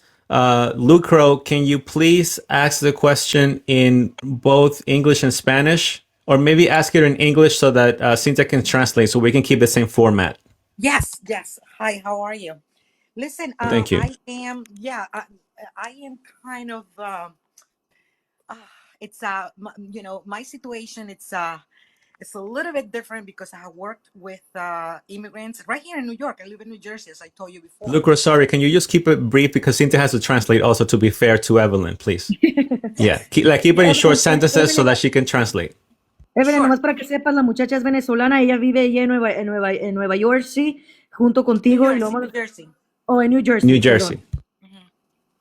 And I'm a Go ahead, social worker. Lucro. Go ahead, Y ella Lucro. es una Just keep it in trabajadora small social. sentences so that she can translate as you go along. Absolutely. I don't know where to start. But let Ella me no sabe start cómo by saying, empezar. let me start by saying that her story, what's her name again? Evelyn. Evelyn. Dime. Her story is so funny. I found her online, and her story doesn't match with the reality of most Venezuelan who are looking for asylum in the United States. Can you Ella, translate that, Cynthia? sí, ok. Ella lo que está diciendo, Evelyn, que ella chequeó tu página que tienes ahí en TikTok y que lo que tú estás diciendo no concuerda con lo que The- estás diciendo de la gente que viene a No, pedir with the Venezuelan migrants doesn't match a lot of other stories from Venezuelan migrants. que no concuerda la historia que tú estás diciendo con todos los otros inmigrantes venezolanos. Go ahead, Lucro. Well, Continue. let me be specific. Let me just Le voy a, say, re- le voy a responder rapidito a la muchacha que es de Venezuela. Mami, el TikTok es para hacer video de música, bailando. Yo no puedo estar por las redes sociales. Lo estoy haciendo ahorita porque es una entrevista. Pues ya yo sé de esta entrevista porque ya me han hablado mucho de esta página. Yo no puedo estar por las redes sociales contando todo lo que me ha pasado a mí y mucho menos toda mi travesía. ¿me? Solamente cuando estoy en mi live, la gente me pregunta y yo le comento. Yo no puedo subir aquí la historia de mi hermana, no puedo subir la foto donde mi hermana está muerta, de subir todas porque TikTok no me permite eso. ¿Me entiendes? El TikTok yo lo agarro para hacer bailes normal, como todas las personas que tienen TikTok. Como puedes ver ahí en mi live, puedes ver que he trabajado en Rufi, de que llegué a este país, ha hecho las cosas buenas. ¿Qué pasa? Que los mismos inmigrantes venezolanos ponen mal a uno porque hay un convito de que roban, matan, pero no todos los venezolanos somos iguales. Los buenos somos más. Okay, so she's saying that she uses TikTok mainly for entertainment purposes, sort of replying to Lucro saying that her story doesn't match other Venezuelan migrants. She's saying that she cannot post the entire story of her sister and which correlates to why she's here. And also that, yeah, basically she uses it for entertainment and that not all Venezuelans are bad. And that she also finds it ironic that even Venezuelan ourselves, because I'm also Venezuelan American, we are the ones that are going after them or criticizing them. So go ahead, Lucro, you can answer. Okay. And also because I have workers with so many Venezuelan immigrants as of today, most of their story they have to come with some kind of money. And I remember from the very beginning she said when you asked her the question where did she get the money, she didn't say that she had any money, but then through the whole story she was saying, oh, we have to pay 150 in here, we have to pay quetzales in there, when I got in Mexico there. So my point is that if she's trying to get asylum in here in the United States, according to the story that she's giving, she's gonna have a hard time proving her case. Can you translate that to her? Sí, la persona que está en la otra línea, Evelyn, está diciendo de que lo que tú estabas diciendo, de que cómo agarraste el dinero, no concuerda y que a lo mejor vas a tener muchos problemas pedir el asilo, porque no, perdón, porque no concuerda, perdón, tenía que estornudar. That's okay. Okay. So what I'm trying to say is I would be the first one to help. I've been living here for 34 years. I made my life in the United States, but I have my heart for my people. However, um, I'm sorry, but I have to say, I wish her good luck.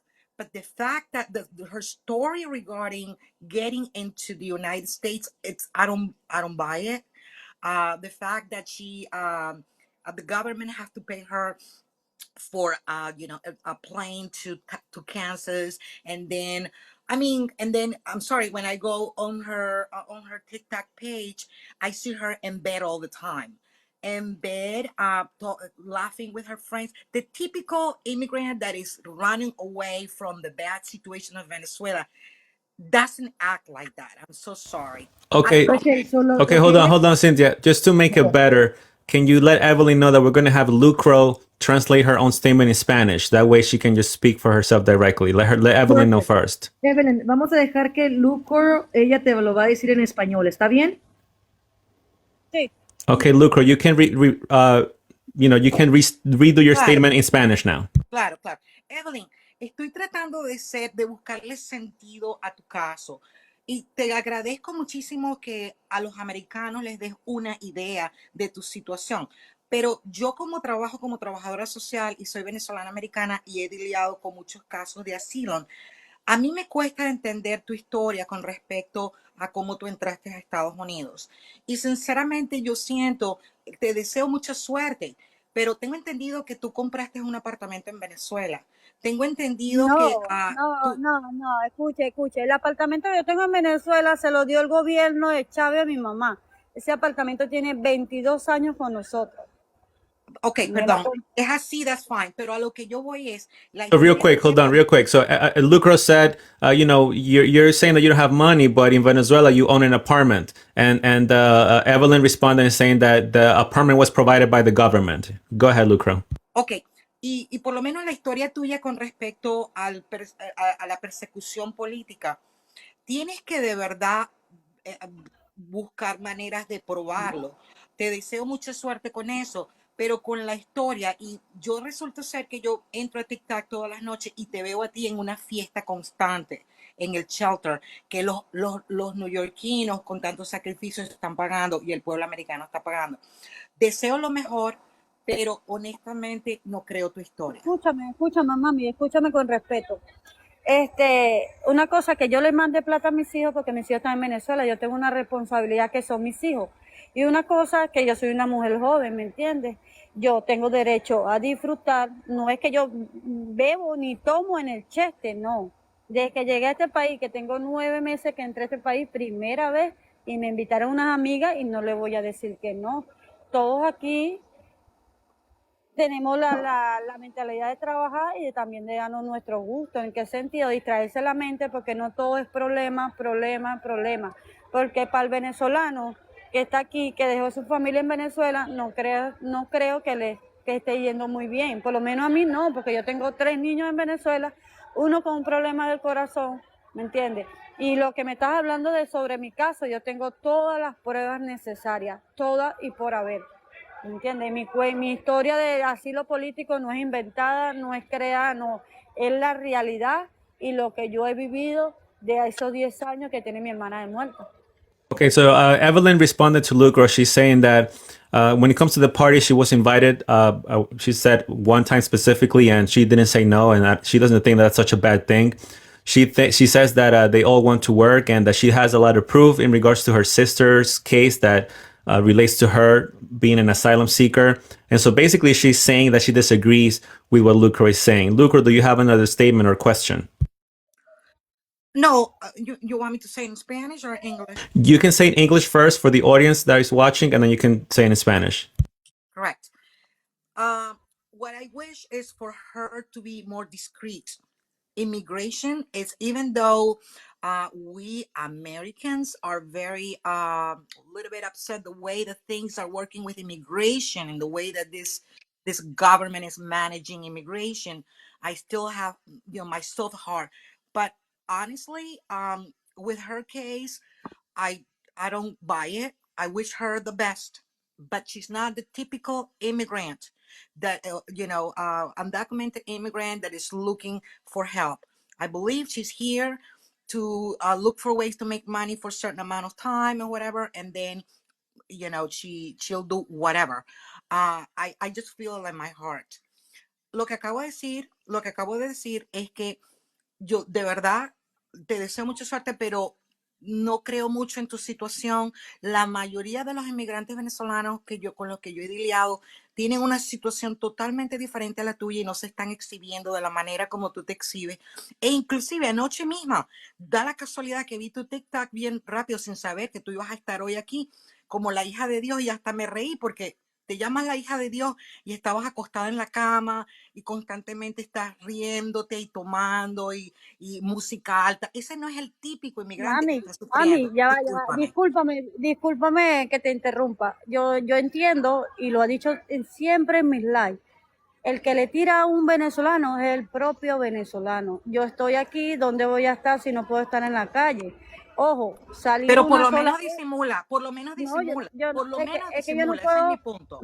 mami, yo no puedo aparentar, ¿no? La gente tiene que ver lo que yo soy, ¿me entiendes? Lo real y lo que yo soy y lo que yo tengo que demostrarle a la gente. Yo A no lo puedo que yo, fingir. disculpa, a lo que yo voy a decir, los americanos te ven a ti actuando de esa manera, no van a creer en tu caso, chica. Ese es mi punto. Te estoy dando un Bueno, consejo. mami, lo que te puedo decir, yo soy venezolana y la decisión que tome el juez en cualquier, si es así, lo del TPS, ya es voluntad de Dios, ¿me No, mi entiendes? amor, lo que sucede es que aquí todos pagamos taxes para que tú estés ahorita hablando con nosotros y para que tú estés Mami, ahorita en este país. que yo no tengo, yo no tengo la culpa, El punto escúchame. es que yo voy como venezolana, que soy también, te lo estoy diciendo, disimula por lo menos, sé discreta. Lo que Pero pasa con el venezolano, por eso es que, que por voy eso a es que no, disimular, que no me ría, no, a lo que yo que voy no, es que sé discreta por tu propia gente, ¿vale? Ese es mi punto. pero es ¿Por que yo qué no no puedo quieren a los cambiar la venezolanos forma en de otros ser países mía. latinos? ¿Por qué no quieren a los venezolanos en otros países latinos? Tú misma respóndeme, que me da tanta pena. Por personas actuando como tú. Mira, tú So estás real hablando quick, de Pepito Orilla. Lucro is saying to her to be more discreet because she's seeing her patient, she's Yes, dancing and she's drinking. yes. Amigo, disculpa, la entrevista entre nosotros, ya ella dio su opinión, la puede bajar. Okay, okay. So is that okay, Lucro? You already asked your question. That's fine, that's fine. Okay. Thank you, Lucro. Thank you. Sure. Okay, so Cynthia, just let her know I'm going to translate what Lucro said briefly.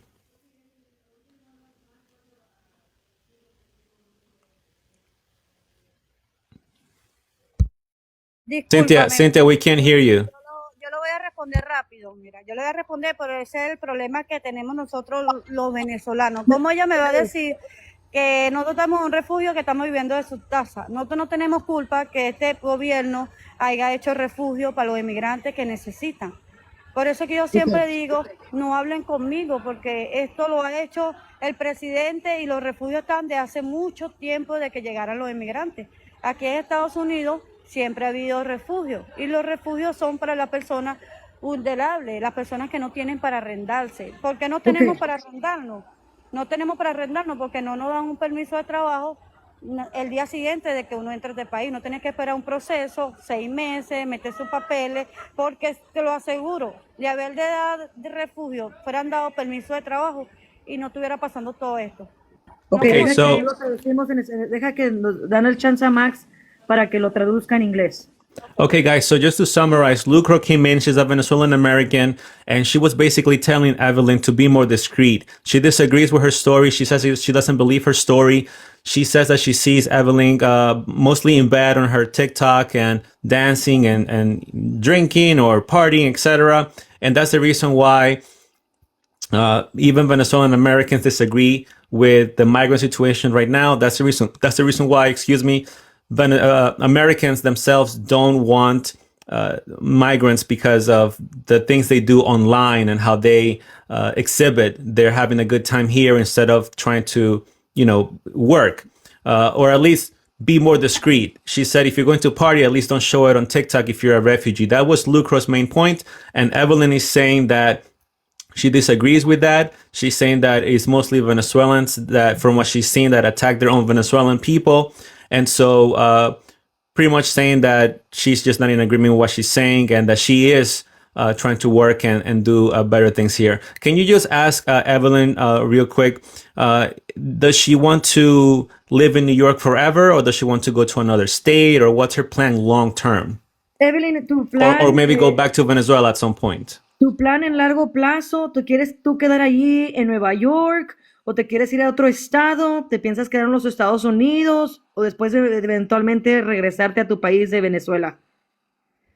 Mami, yo estoy aquí a que sea lo que Dios quiere. Si yo gano mi proceso de asilo, me quedo aquí, ya me traigo mis hijos y hago una nueva, hablo como decir, un, un libro nuevo, ¿me entiendes? Otra vida, una mejor calidad para mis hijos, ¿me entiendes?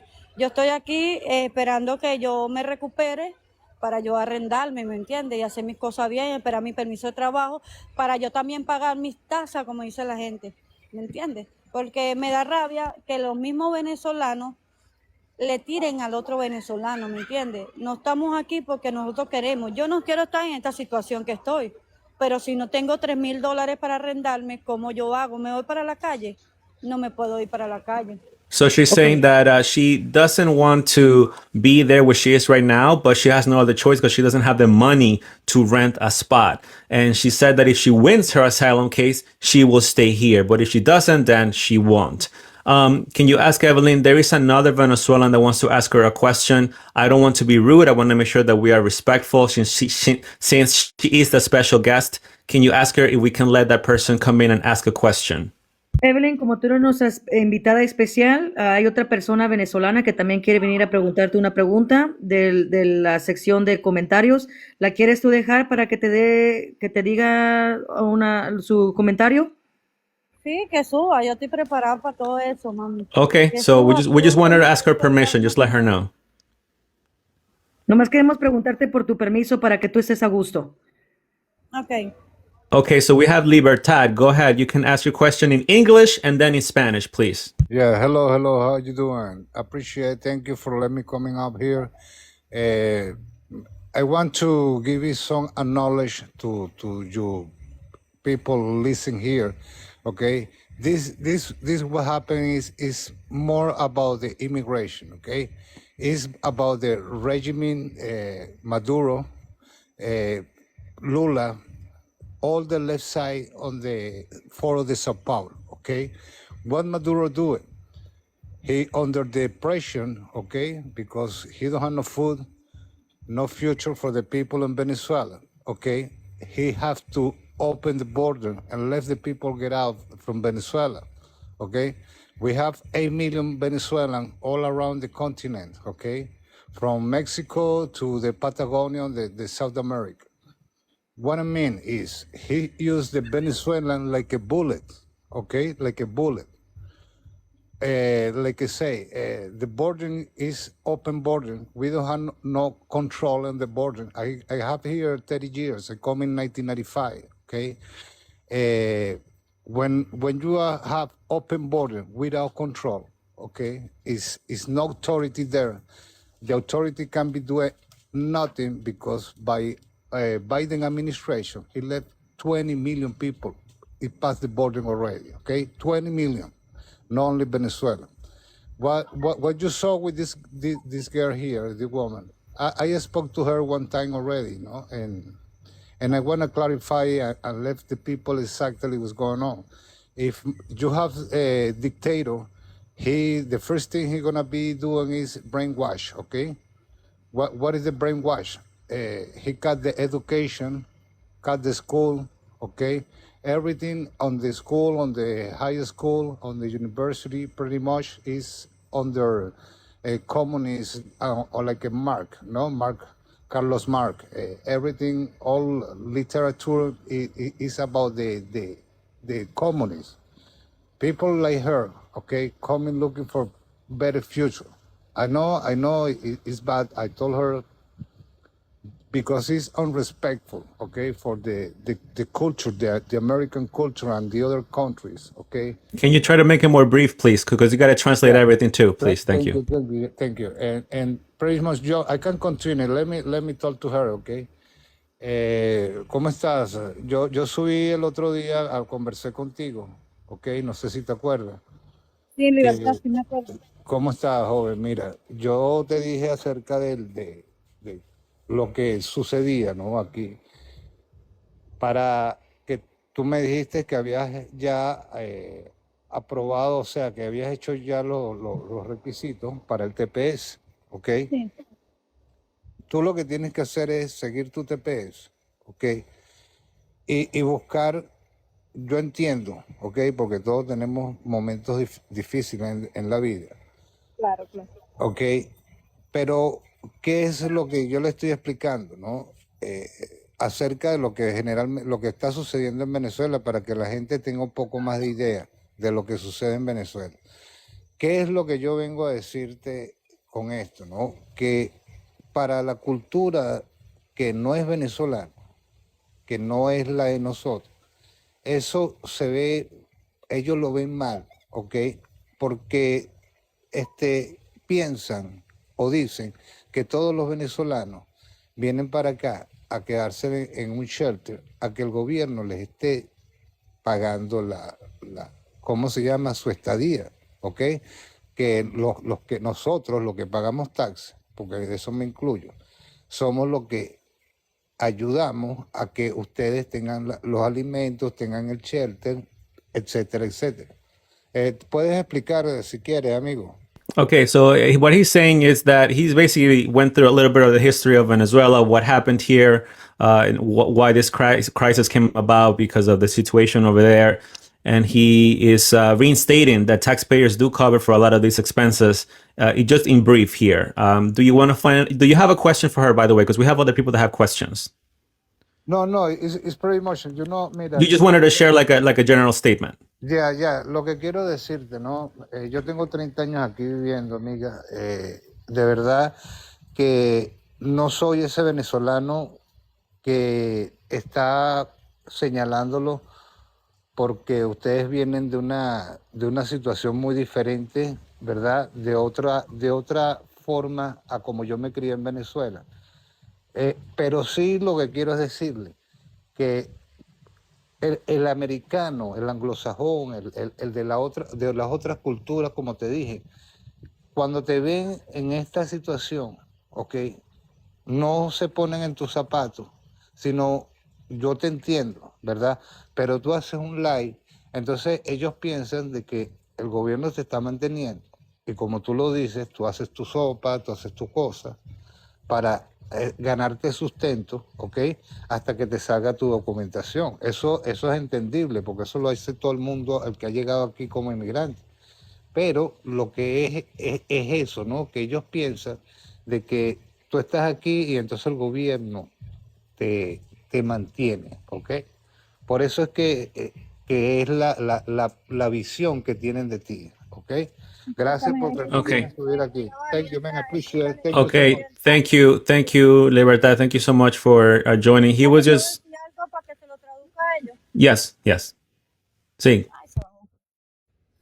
Bueno, Libertad tiene toda la razón. La cultura de nosotros es diferente a lo de los americanos. Y es como se lo dije a la venezolana que se subió, que ella prácticamente se subió a juzgarme a mí porque yo me llamo en las redes sociales la hija de Dios. Alante de los ojos de Dios todos somos hijos de Dios.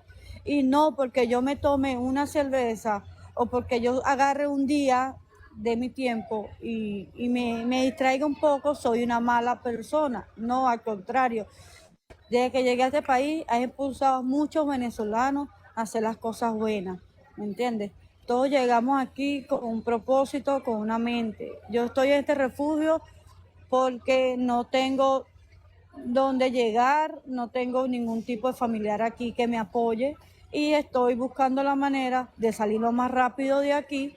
Y es como yo le explico a la gente, no, que yo pago tasa, pero ya eso no es culpa mía porque el gobierno es el que está dando los chestes, los refugios. No soy yo que quiero vivir de sus tasas ni nada, porque los americanos tienen muchos años, toda su vida viviendo aquí y no andan por las redes sociales diciéndole al venezolano, están viviendo de mis tasas. En este país toda la vida se ha pagado tasas y se ha pagado impuestos. Cuando a mí me toque trabajar, yo también lo voy a hacer, como lo van a hacer muchos de mis paisanos.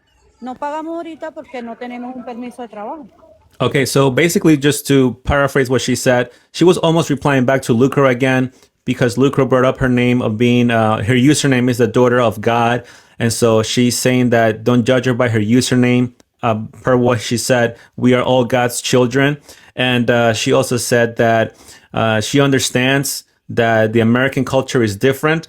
She understands that it may look wrong where she is and what she's doing right now, but she's saying that it's not her fault. She's saying that it's the fault of the government because the government is the one that's providing this assistance, and that she doesn't believe that notion that all Venezuelans are coming here for a handout. She's saying that she has actually pushed other Venezuelan migrants to do better here and work and pay their taxes eventually. She's saying that she will also pay her taxes once she gets her work permit. Again, I'm just translating what she said so that it can be fair for everyone around.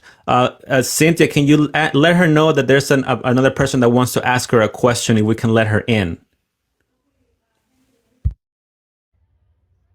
You got to unmute your mic. You're muted.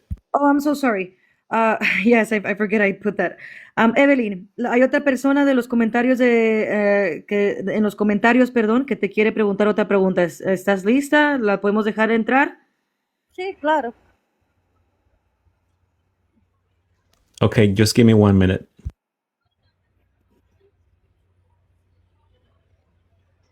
Okay, Erica, Texas, I'm not sure what happened. I don't see your request, so I'll move on to the next person here that wants to ask a question.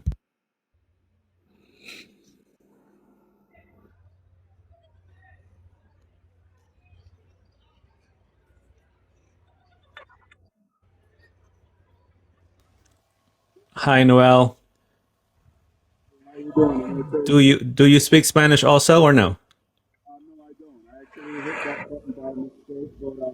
Okay, you hold on. I can't hear you. You're very far away. Can you get closer to the microphone? No, I was telling you I actually hit the get button by mistake, but I think Oh, okay. So it was by mistake? no, it was my mistake, my bad. But you're doing a good job, loving the conversation. I'm back in the panel. Okay, thank you. Thank you for joining.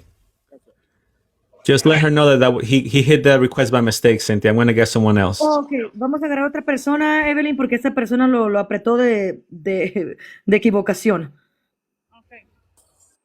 Okay, so I have Erica, Texas. Erica, just to clarify, do you speak Spanish?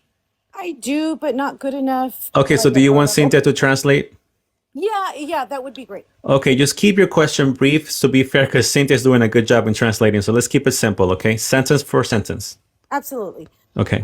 Question one, I guess, would be By the way, you're American, correct? I am. Yes. Okay, and any other country or just American? What other I'm background? I'm Hispanic. Hispanic. Okay, so she's a Latino American, Cynthia, okay? Yes. Okay, go ahead. Evelyn, tenemos a Erika, ella es latinoamericana, ella habla más inglés que el español, so yo voy a hacer lo mejor para traducirlo para ti, ¿ok, Evelyn? Ok, mami, está bien. Okay, so I guess question one would be that Does she find it okay coming over illegal and having Americans pay for her way, her rent, etc.?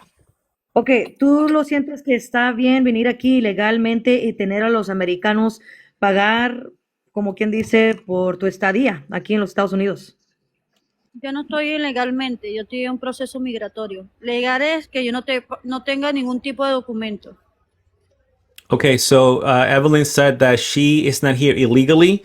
She said that being here illegal means that she has no documentation, but she does have documentation, so she's not here illegal. She has the TPS, which actually that is a fact. It's the process that she's in. She does have some form of permit to be here. Is it the one that we like? No, but it is in fact correct. She does have some form of documentation because of the administration. If that answers your question, Erica. Yes. Question 2 would be seeking asylum requires certain criteria. Why did she not stop at the first country? If she was afraid for her life, why did she not stop at the first country to seek the asylum? Why did she cross over all the way to the United States? Ok, ella lo que dice, Erika, dice, ok, si tú estás pidiendo asilo, ¿por qué después del primer país no lo pudiste ahí si estás también saliendo desde tu país? Porque es algo Los requisitos que tiene. sí, los requisitos que tienen de saliendo de tu país, porque no te quedaste en el primer país en vez de venir hasta acá si es algo atentado en contra tu vida. Porque es una banda que está en todos los estados, entonces no puedo estar contando mis cosas privadas por aquí. Esta es una entrevista sobre mi travesía, no de mis cosas personales. Ya eso lo hablo yo con mi abogado y mi juez. No lo tengo que estar hablando por aquí. Okay, so she doesn't. Let me just translate. Hold on. So Evelyn said that she doesn't want to answer that personal question because that's something that she will discuss with her lawyer. She's just asking. She's just answering question based on her experience coming here to America. So go ahead, Erica. Okay, You so can ask another question. Just try to, we don't want to lose her, so try to be maybe more close to what she's looking for. Yeah. And I'm honestly asking questions, and you can translate this. I'm honestly asking questions what a lot of Americans want to know. Yes. Absolutely. Go ahead. You can ask. Oh, okay. So no, I was gonna have her translate that so she won't drop. Okay. Oh, okay, so go ahead, Cynthia, Lo que translate. no queremos es disgustarte, Evelyn, lo que ella no quiere es disgustarte y que tú te sientas incómoda, porque nomás obviamente queremos también que tú sepas la ideología que los americanos tenemos hacia los inmigrantes y la gente que nosotros pensamos que sí es ilegal. ¿Sí me She's saying entiendes? that these questions, she's saying that these questions are questions that most Americans want to know or ask. Y son preguntas que los americanos se quieren preguntar. Sí, yo no tengo ningún tipo de problema, pues a los americanos hay que decirles la verdad y cómo son las cosas. No se pueden dejar llevar por todo lo que veas en las redes sociales. No todos los venezolanos son malos, no todos los venezolanos que llegan a tu país vienen a hacer las cosas malas. Aquí hay muchos venezolanos que están trabajando, muchos venezolanos que están aportando a tu país, están haciendo las cosas bien, hay otros que están haciendo las cosas mal, pero eso se ve en todos los países, hay personas malas, personas buenas. ¿Me entiendes? No todos los que estamos aquí viviendo en un refugio no es porque son personas malas que salen de su país a hacer las cosas malas en otro, no. Todos tenemos un propósito y todos tenemos una meta. Solamente Okay, so le digo yo a la gente que primero, antes de juzgar a las personas, tienen que conocerlas. So she's saying not to judge her. She's saying that not all people are bad, not all Venezuelans are bad, and so she's in agreement that the American people should know the truth, and then she has no problem answering with the truth. Go ahead, Erica. Okay. This is gonna, Sí, una pregunta que te voy a hacer, mami. El guaireño ese que está ahí, no me lo vayas a subir. Que ¿A se quién? quede abajo. El ¿A que cuál? dice ahí, el guaireño ese, no me lo suba. Que quiere estar metido en todos los likes chismoseando, no me lo suba. Okay, Who is okay, no te that? preocupes. El guareño ese upload me, she is lying and I'm her cousin and she was giving a house. Okay. And he's Okay. in the comments section. So he said no to him. No to him. Nah. Yeah. Okay. Okay. Go ahead, Cynthia. What was Erica's question? Go ahead. oh, I'm sorry. The next question would be, knowing that the government is giving her money to stay here and to support them, how does she feel about American veterans who fought for this country? How does she feel about them taking over and leaving our veterans on the street. How does she feel about that? Ok, ¿tú cómo te sientes? Ok, ella quiere saber que el gobierno te está dando dinero y teniendo nosotros aquí, nosotros veteranos de los Estados Unidos que han peleado por este país para darnos nuestras libertades, que cómo tú te sientes al saber de que el gobierno te está apoyando a ti y no a ellos. Mami, yo no me siento bien porque me están apoyando a mí. Me imagino que el presidente John Biden está apoyando a la gente que lo necesita y en ese caso es el pueblo de Venezuela que está pasando por una crisis. Las personas americanas lo tienen todo. Yo admiro y quiero mucho su país porque tienen muchas oportunidades que nosotros en Venezuela, que es un país súper rico, no tenemos las mismas oportunidades que ustedes. Me siento mal porque hay personas que dicen, no, que viven de mis tasas, mantenidos, váyanse, y no es justo, ¿me entiendes? Todo, vuelvo y te repito, todo lo que aquí hacemos lo está viendo Dios, y hoy estamos nosotros, mañana puede ser ustedes, ¿me entiendes? Y a todas esas personas americanas que han llegado a mi país, nunca ha sido rechazada, nunca la han tratado mal, siempre le abrimos las puertas a todos esos países que llegan a Venezuela. She's saying that she doesn't she's not too happy about that about the question that Erica asked. But she again goes back to saying that Venezuelan people are very welcoming and they have been welcoming to other countries as well, and that she believes that the notion of ¿Me pueden subir italiano? El italiano que está ahí abajo. just tell her 1 second so we can go along the line here. Déjame, nomás vamos en el orden que estamos traduciendo, Evelyn, y ahorita nos dices a quién, ¿ok? Okay. Okay, so all right, so she was saying, I lost my train of thought here. Yeah, the Venezuelans are welcoming to other countries, and she believes in the notion of today for me and tomorrow for you. Erica, do you have anything else to say? I got to move on One here. last question. Okay. Go ahead. Okay, tell her one last question for Erica. Tell her. Una pregunta más de Erika, Evelyn, hacia ti, ¿ok? Para ti. And I'm sorry, Vega, did you just say that she said that Venezuelans are welcoming? Yes, I believe she said that during, I guess, if other countries visit Venezuela, they are welcoming to other countries, other nationalities.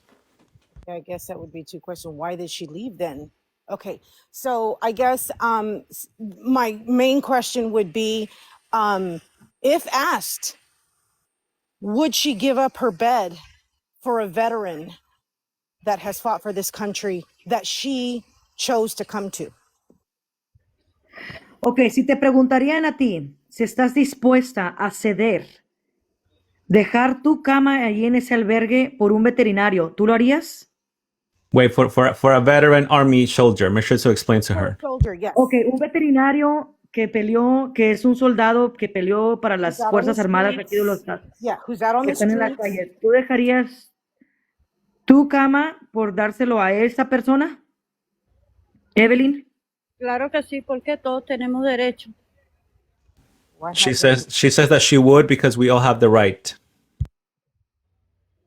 Okay, that's all the questions I had, and thank you very much for letting me know. Thank you, Erica. Thank you so much. Appreciate it.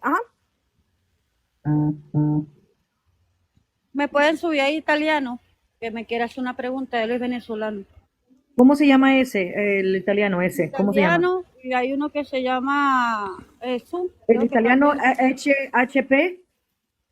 Okay, tell her that I have one that was first, and then it will be Italian next. Okay. Ok, tenemos una persona primero antes del italiano. ¿Está bien? Porque así vamos en la orden ¿Cómo como se llama? van llegando. It's the Colombian Italian. Colombian ¿Cómo se llama? Italian. Ok, y ¿Qué después está José Rodríguez, también quiere hacerme una pregunta a mí. Yes, we'll go in that order. Yeah. Ok, sí, vamos en esa orden, ok, porque vamos por orden de cómo van llegando las llamadas. Okay. Hi, Colombian Italian. You speak Spanish as well, correct or no? Ojalá me alcance para todo porque no tengo mucha batería. Okay, Tell her gracias. that. Just letting us Yeah, know that thanks for her you- patience. Can you hear me? Colombian, we do. Do you speak Spanish as well, right? Yes, I do. I speak Spanish fluently. That's my first language. Perfect. Okay, so can you ask your question briefly in English and then in Spanish? Okay, yeah. I'm gonna be as brief as I can, because the truth is this entire situation is very upsetting to me. So I'm gonna ask like as briefly as I can. So I need to make 3 points, and I'll be fast. First point, I'll say it in English, and then I'll translate it in Spanish.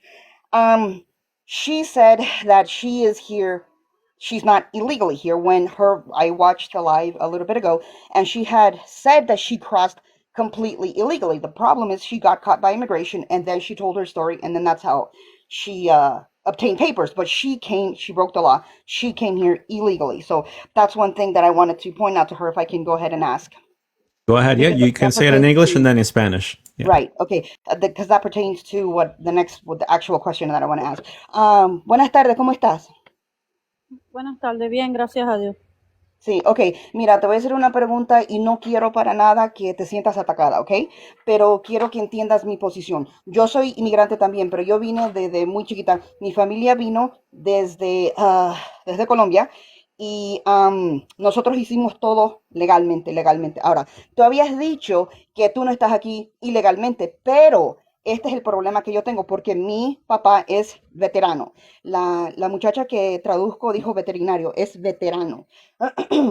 Pero a mi papá le están quitando derechos por darle derechos a ustedes. Perdón, Now, sí es cierto, es ajá, es veterano, veterano, perdón. veterano, ajá. No, no, está bien, no, no, no hay Gracias problema. por corregirme, gracias. De nada. Pero como te digo, no quiero que te sientas atacada, pero quiero que también entiendas nuestra posición. Ahora, nosotros que venimos aquí legalmente, tú dijiste que estás aquí legalmente y la situación no es así, porque tú viniste ilegalmente, tú rompiste la regla, tú te metiste ilegalmente y te agarró inmigración y por eso es que tiene papeles ahorita. Ok, ahora, No, escucha, yo entré por la aplicación de CPP One. pero tú habías dicho que tú te metiste, que tú cruzaste, La primera vez que estaba el paso cerrado, yo entré ilegal. ok, Me y te agarró agarró inmigración, inmigración, ¿correcto? claro, y después yo pasé con la cita. Pero ya el punto es que tú, aunque te dieron la cita, es porque te metiste ilegalmente, No, la cita la ¿correcto? agarré yo después, porque cuando yo entré no estaba la aplicación. Ahí me deportaron, me impulsaron para México el 25 de diciembre y yo Ujú. agarré la cita el 24 de febrero. Pero entiende que esa cita no te lo hubiesen dado si no te hubiesen agarrado. No, esa cita es para todo, la gente que viene entrando nueva y para lo que sacaron. Eso no tiene nada que ver con eso. Es una aplicación que sacaron el 12 de enero. Yeah, Colombian. Just to clarify, everyone, guys. By the way, Evelyn is saying that she's replying to Colombian, saying that the way she re-entered the country is via an app. That people that are deported or haven't been deported have a chance to reapply. And as far as I'm concerned, that is actually correct. It's pretty easy to get to through that application process. The only bad thing about it is the waiting time. You do have to wait. Some people get the appointment quickly, others don't. Okay, so that is just because I want to clarify, because my understanding is something else, that she got that appointment because she was deported. So then they give them a chance because she came in here illegally at first, because she had to give her asylum story, correct? Um, I'm not sure specifically if that's how that works, but I'm not sure, but I yeah, believe what I'm saying is the correct. reason why I'm telling you is because I know of mutuals that have gone through that process and they haven't been deported and they get the appointment already. Right, but those, okay, Yeah. all right. Does that make sense? Okay. So you can use the app even if you were Yeah, not deported. yeah, but the thing is, they would not have known about her. The thing is that, okay, we'll move on. We'll move on to that, but thank you for clarifying. I'm going to do a little more research on that, but okay. Entonces, este es el problema que yo tengo. Mira, tú dices que no es tu culpa, ok, pero tú intentaste entrar ilegalmente, sea como sea. Digamos que Claro, no te hubiesen como entraron agarrado, mucho, ¿ah? como entraron mucho hace muchos años, como entraron los mexicanos, como entraron todas las nacionalidades. ¿Por Sí, qué? Porque como nosotros entraron hicimos muchos. Yo no estoy hablando desde ahorita, yo estoy hablando de todos los que han entrado ilegalmente, colombianos, italianos, lo que sea. A mí no me importa que han entrado ilegalmente, porque nosotros tuvimos que pasar un proceso y lo hicimos todo legalmente y pagamos todo. Nadie nos pagó a nosotros para poder obtener, ni nos dieron refugio, nada de eso. Nosotros lo hicimos todo legalmente y Porque pagamos mucho dinero. antes no estaba esa ayuda, porque si fuera estado antes, cuando tú entraste, a lo mejor fueras entrado Sí, sí, había con esa ayuda refugio. porque en ese tiempo Reagan era el presidente y él le dio, how do you say that? He gave, Reagan, when Reagan, he gave amnesty, right? Yo sé lo que usted me quiere decir y con Right? respeto, pues ya no es culpa mía, ya eso es culpa del Go ahead, presidente que está Cynthia. dando el apoyo a los emigrantes. Yo no tengo para arrendarme, lamentándolo mucho, tengo No, que vivir en un refugio. ¿Cómo hago? ¿Me voy para la calle? Yo no tengo la culpa, no, la no, culpa pero la tiene el espérame, presidente. es que eso es mi punto, que tú dices que no es tu culpa, sí es tu culpa porque estás aquí, ¿ok? No es culpa de nosotros porque nosotros estamos pagando por eso y eso es lo que a mí y muchos de nosotros, porque yo soy ciudadana americana, toda mi familia se hizo, nosotros estamos trabajando, tú no tienes idea de lo que nosotros trabajamos para tener obligadamente que pagar taxes porque gente entra. Ahora, eso es una. Do you want me to translate that in English or not? Yes, translate that in English for the audience, Okay, please. so my argument here, she's saying that this is not her Sí, fault because mira, así como lo I paga need usted, to aquí hay muchos speak English. venezolanos pagando tasa también. No es nada más, no nada más usted que está pagando tasa. Aquí hay muchos emigrantes que han entrado ilegal, como han entrado con visa, pero ya no es culpa. Can I keep going or? Go ahead. Go ahead. You could hold on. Let her speak so we can translate. Go ahead. Okay. Difícil. Y vamos a emigrar, así sea para cualquier país, vamos a emigrar. So Evelyn just said basically that regardless of what you believe in, because they need the help. That's what she's saying. They're going to migrate regardless, whether you have any type of belief, they're going to do it anyway. Go ahead, Columbia. If you can translate the beginning part or paraphrase what you said before. Okay, and see, this is exactly my point. How they come here and they say this, that it's not their fault. It is their fault because they choose to come here. It is not our fault that we have to pay for this. My father is a veteran, and I am getting sick and tired of trying to get him help because they will not help him because they keep taking taxes from us to help them. And it really upsets me when I hear. Bájenla, porfa, bájenla, porfa. See, she doesn't want to. She doesn't want to because I have to make other points, and she doesn't want to. Okay, Go ahead. Go okay, ahead. so she wants to take Colombian down. Do you want to ask us one brief question, and I have to drop you because we don't want to lose her. We want to ask her more questions. It's okay. It's okay. No, I honestly, because it's a waste of time. My Okay. whole thing, because I just do want to make one point. Okay. I know a lot of refugees that really came here that are really, they're fearful for their lives. They're not getting on TikTok. They're not partying. They're not dancing. They're not that. To me, I don't Amigo, believe her story. vamos a It hablar is rápido very. porque You van a see how pagar she la doesn't luz. want to listen? This is Okay. exactly why. This is the problem that we have. Colombian, Okay. Okay. can And this we is have what's you as a really guest with upsetting. Max on It's another okay. I day? mean, Yeah, she said Colombian. God is watching. God is watching. Okay. Okay, thank you. I'll text you later on regarding the other thing. So. Thank you. Thank All you. right. Bye bye. Bye bye.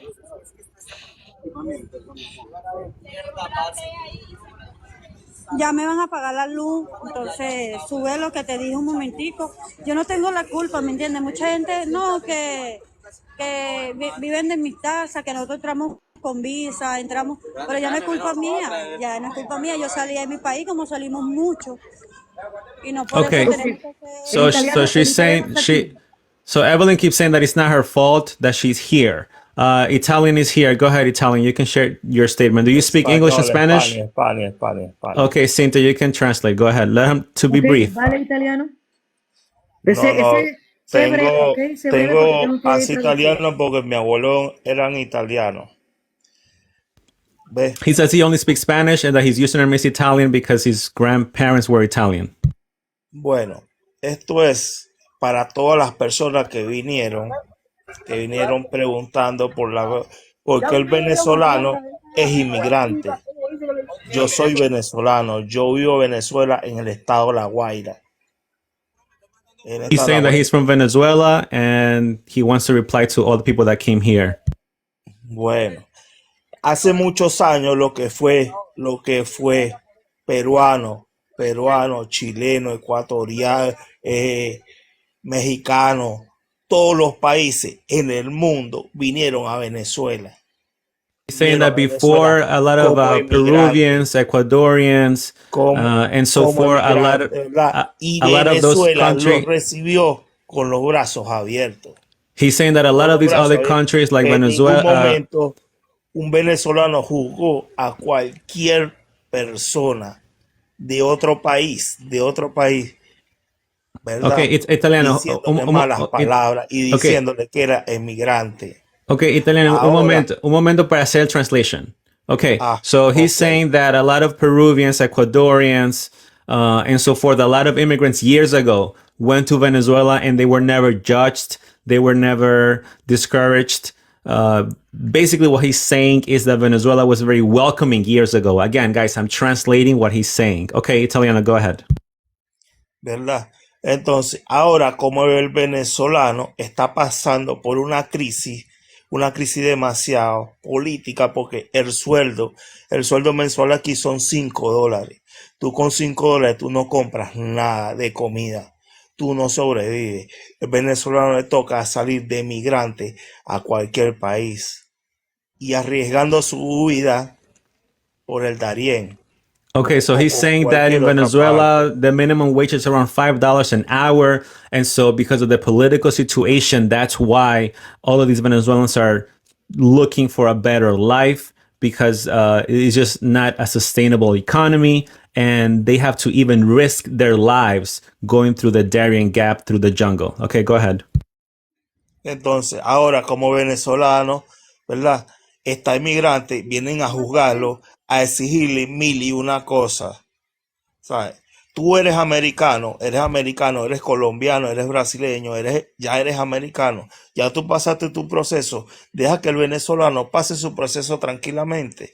Y si le están dando el apoyo, ya no es culpa de uno, ya no es culpa de uno, porque ya tú pasaste el tuyo, deja que el venezolano haga lo que tenga que hacer, haga Okay, lo que tenga que hacer y esté he's bien. saying that for those that came here, the Latino Americans, like Colombian Americans, Mexican Americans, etc., that you guys went through your process already, and you're already an American. She's saying, why don't you let the Venezuelan migrants now go through their process as well, the way you did? Again, guys, I'm translating. Okay, go ahead. Entonces le vienen a decir ese poco de cosas a la hija de Dios o a cualquier venezolano, ¿verdad? A cualquier otro venezolano, hasta diciéndolo, prácticamente humillándolo. Nosotros no merecemos nada de eso, porque en cualquier momento, en cualquier situación de la vida, ya la había tocado a usted. Ahora, por culpa de la política de aquí de Venezuela, yo estoy en Venezuela, lamentablemente. Yo So estoy en he's Venezuela. so he's saying that he doesn't like that judging that's going on, and that because of the political state Venezuela is in right now, that's why he's over there right now. But he doesn't agree with people judging Evelyn here because of the situation she's going through. He believes that you should let them go through their process. Okay, go ahead. You want to let him know? Final question for him. Italiano, La última pregunta, Dime. Italiano, para que nos puedas decir. Dinos la última pregunta. No, yo con ¿Ya esto yo creo terminaste? que queda claro todo lo que quise decir, ¿verdad? Porque nosotros venezolanos tenemos que apoyarnos unos a los otros. Hija de Dios, bendiciones. Te admiro por estar aquí y por ser la mujer que eres. Bendiciones para todos y gracias por subirme, hermano. italiano, dile al guaireño abajo que no va a subir porque yo soy la estrella de esta entrevista.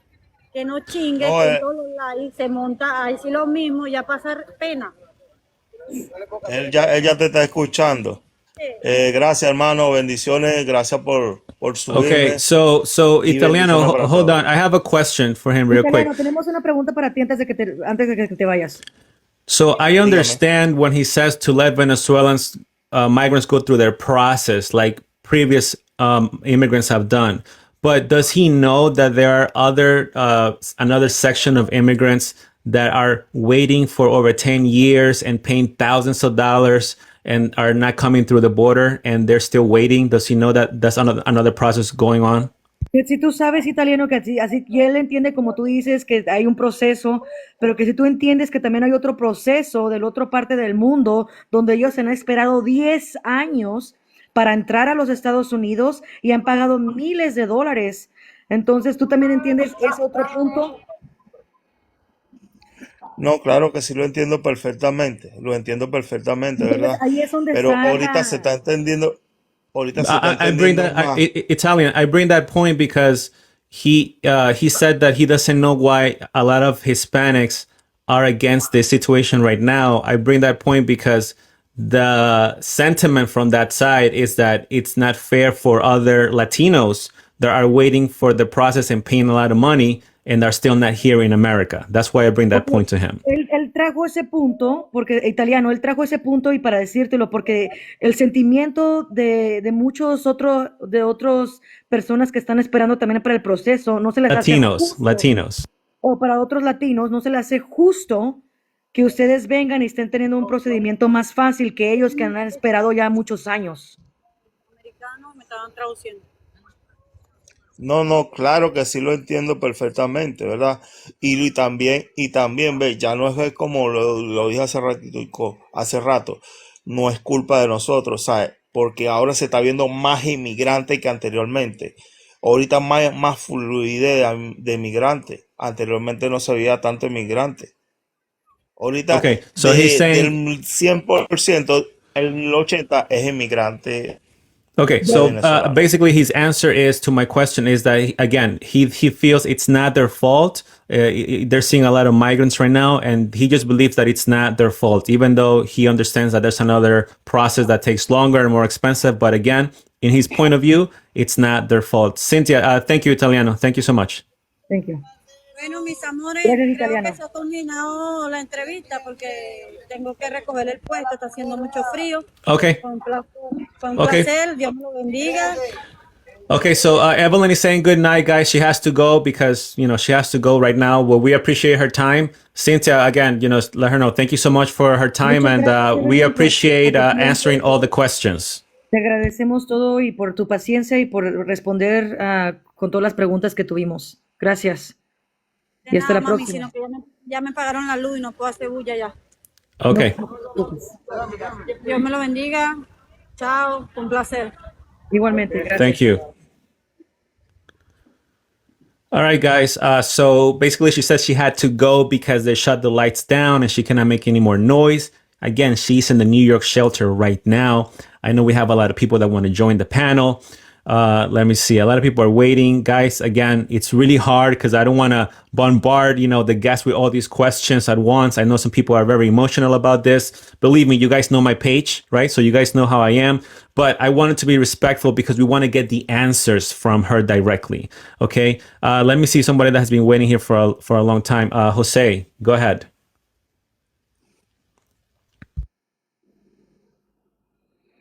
Is Jose coming through? I gave the word to Jose. I'm not sure what happened. Maybe now that she's out of the live, maybe now we can have el guareño ese to come in and talk to us. Okay. Let's have let's have him and see what's going on. Also, I see that Reese Official has a lot of good points. Reese Official. Reese Official, I don't know. He's asking to actually come in, but he. Okay, guys, I'm gonna accept a lot of people here since she's gone already, and then I'll start asking questions one by one or letting you speak one by one. Just please, everyone, mute your mic as we let everyone come here and speak. Okay. This was an exclusive here, as we had a migrant herself share her story about what she went through. So let's go. Buenas noches. Les saluda por acá, Chris. Guys, please mute your mic. Quítalo. Por favor, si pueden poner sus micrófonos. Lo voy a poner por aquí porque en este momento me encuentro trabajando, pero tengo rato metida en el live. Me les presento, mi nombre es Cris y soy prima de Evelyn Velázquez, mejor conocida como la hija de Dios. Okay, so this person here is saying that she is the cousin of Evelyn that just came here, and Evelyn didn't want her to join the live. She said that she's working, so I apologize, her current background there, or she seems to be busy, but she wants to share something. Okay, go ahead. Go ahead.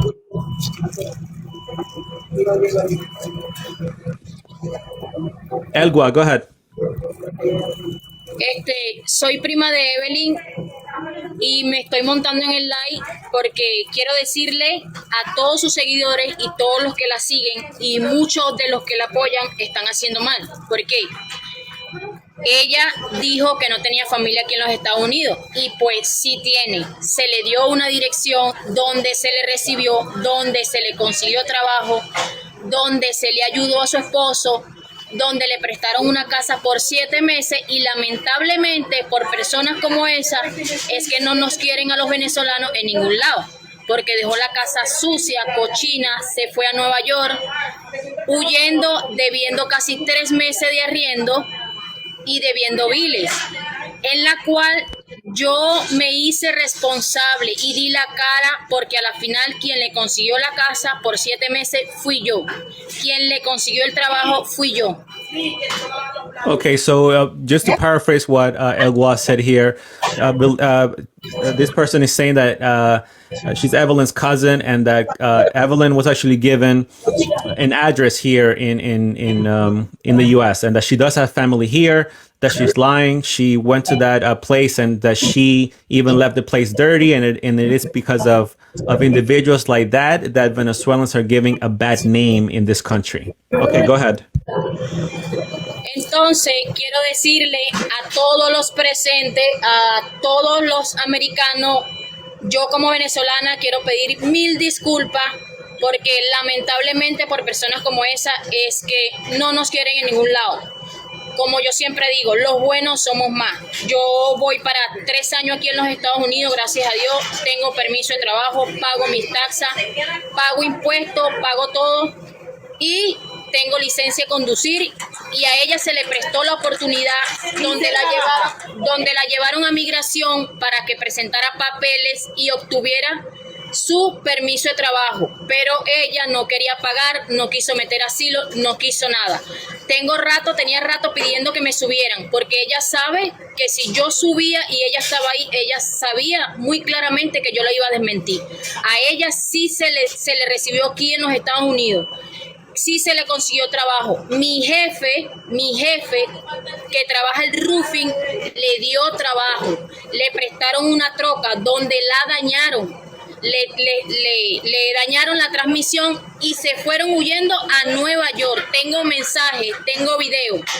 En mi TikTok los invito a que se metan y vean cómo dejó la casa aquí en Kansas, Wichita, porque me encuentro en Kansas, Wichita. Les invito a que vean cómo dejó una casa por 7 meses que se la prestaron, donde iban a pagar solamente $125 mensual y los biles, y se fueron debiendo. Ahí yo tengo los videos, tengo pruebas, tengo de todo, y se fueron a Nueva York. Y por personas como esa, como personas como esa, no nos quieren en ningún lado. No les todo lo que dicen, porque soy familia de ella y la conozco mejor que muchos de todos los que están ahí conectados. Okay, so a lot of statements here, a lot of fiery statements from El Gua. Basically, he's saying that it is because of people like her that Venezuelan people get a bad rap. He's saying that he's been here for a couple of years now and has been working hard, and most Venezuelans are good, not bad. Also saying that she has that he has a lot of proof in this person's in El Gua TikTok, where it's proven that Evelyn has made some false statements here tonight in regards to having no one to receive her here in America. She was offered a job in the roofing sector, and I believe she damaged some sort of equipment. She was also given a place for rent, very cheap rent, and she left the area owing money. She went to New York. El Guay saying that he's from Kansas, and then so basically saying that all the proof about this individual that we just interviewed right now is in El Guay's TikTok, where you can see that what Evelyn told us tonight are a bunch of lies. Go ahead, El Guay, if you want to share one more thing. Entonces, quiero darle las gracias a la persona que me subió a su live para comentar un poquito de todas esas cosas, porque estoy abajo y estoy escuchando, y yo siendo venezolana y estando en este país que nos abrió las puertas muchos venezolanos como a otros extranjeros que se encuentran acá, me siento indignada, con rabia, porque son cosas que no debería de suceder. Ella siempre hace TikTok y los invito a que entren en su TikTok. Incita mucho a la violencia, incita mucho al odio. racismo, o sea, eso no se ve. Nosotros como venezolanos, en mi país no se ve el racismo, no se ve eso. Y ella en su TikTok lo que crea es puro odio, racismo y de todo un poco. Porque como ella ahorita tiene 21,000 seguidores, ella cree que ella es viral, ella cree que ella es influencer, e incita a los demás al odio. Y son cosas que no deberían suceder. Y yo como venezolana de verdad doy la cara, porque di la cara por ella aquí en Kansas, Wichita, por la casa que le otorgaron, donde la dejó y me dejó prácticamente mal parada haciendo su familia. Imagínate qué quedará para los demás. Okay, I'm gonna mute her just because of the noise real quick here. So she's El Guay is saying that even though they are family, Evelyn left her pretty much. She wasn't responsible, and if you do that to your own family, then what do you expect from strangers, or what do you expect she's going to do to strangers, right? She also said that you can go ahead and check Evelyn's TikTok, where according to El Guay, Evelyn calls for or promotes some form of violence and stuff like that. And so she also apologized earlier to the American people, saying again that not all Venezuelans are like that. She's saying that she's hardworking. As you can see, she's working right now. And so just wanted to share that point of view. Cynthia, can you let El Guay know that thank you for sharing that information. We're going to be in contact with El Guay to interview El Guay too as well next week. Hola, el guariñero, yo soy Cintia, nomás para decirte si podemos entrevistarte para que nos des tu punto de vista la siguiente semana, si nos podemos comunicar contigo y también para parece que la hija de Dios, Evelyn, quiere otra vez regresar al live. No sé, Max, have you been seeing that? Let me check. No, I don't see her here. No la ve, ok. Guaireñero, ¿cómo se dice, perdón? Just say El Guay. El Guay is good. El Guay. Tell El Guay to unmute her mic. She has to unmute the mic. Si puedes quitar tu micrófono del mute para que yo te pueda escuchar. El Guay.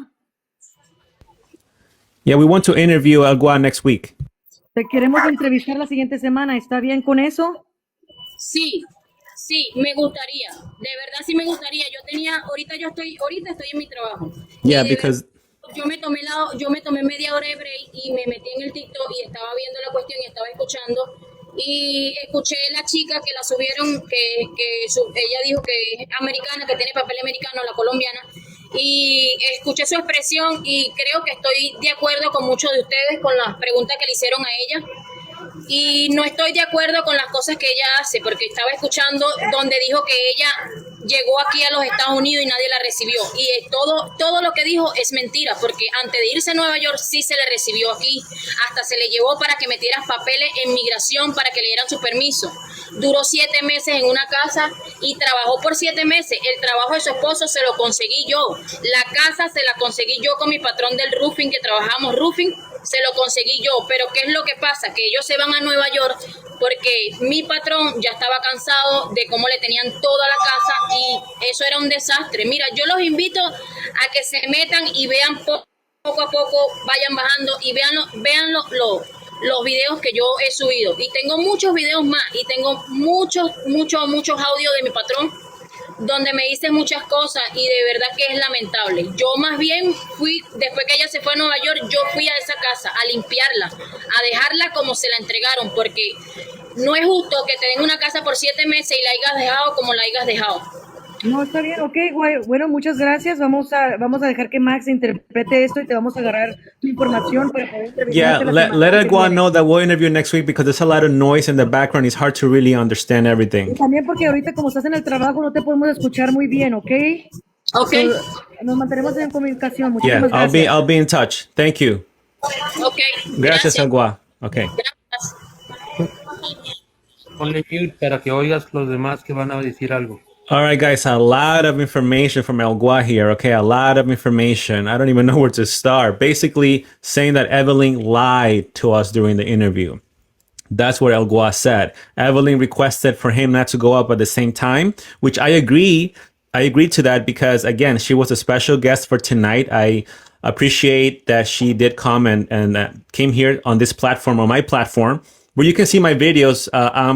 not in agreement with what's happening right now in the country when it comes to the migrant situation. So out of respect of her agreeing to do the interview, I didn't let El Gua come up at the same time, because also I didn't want this to turn into like a battle where the live was going to get shut down, you know? So I'm trying to keep things civilized here, but I'll contact El Gua for next week and I'll interview El Gua directly. So make sure to tune in here and follow for more content like this.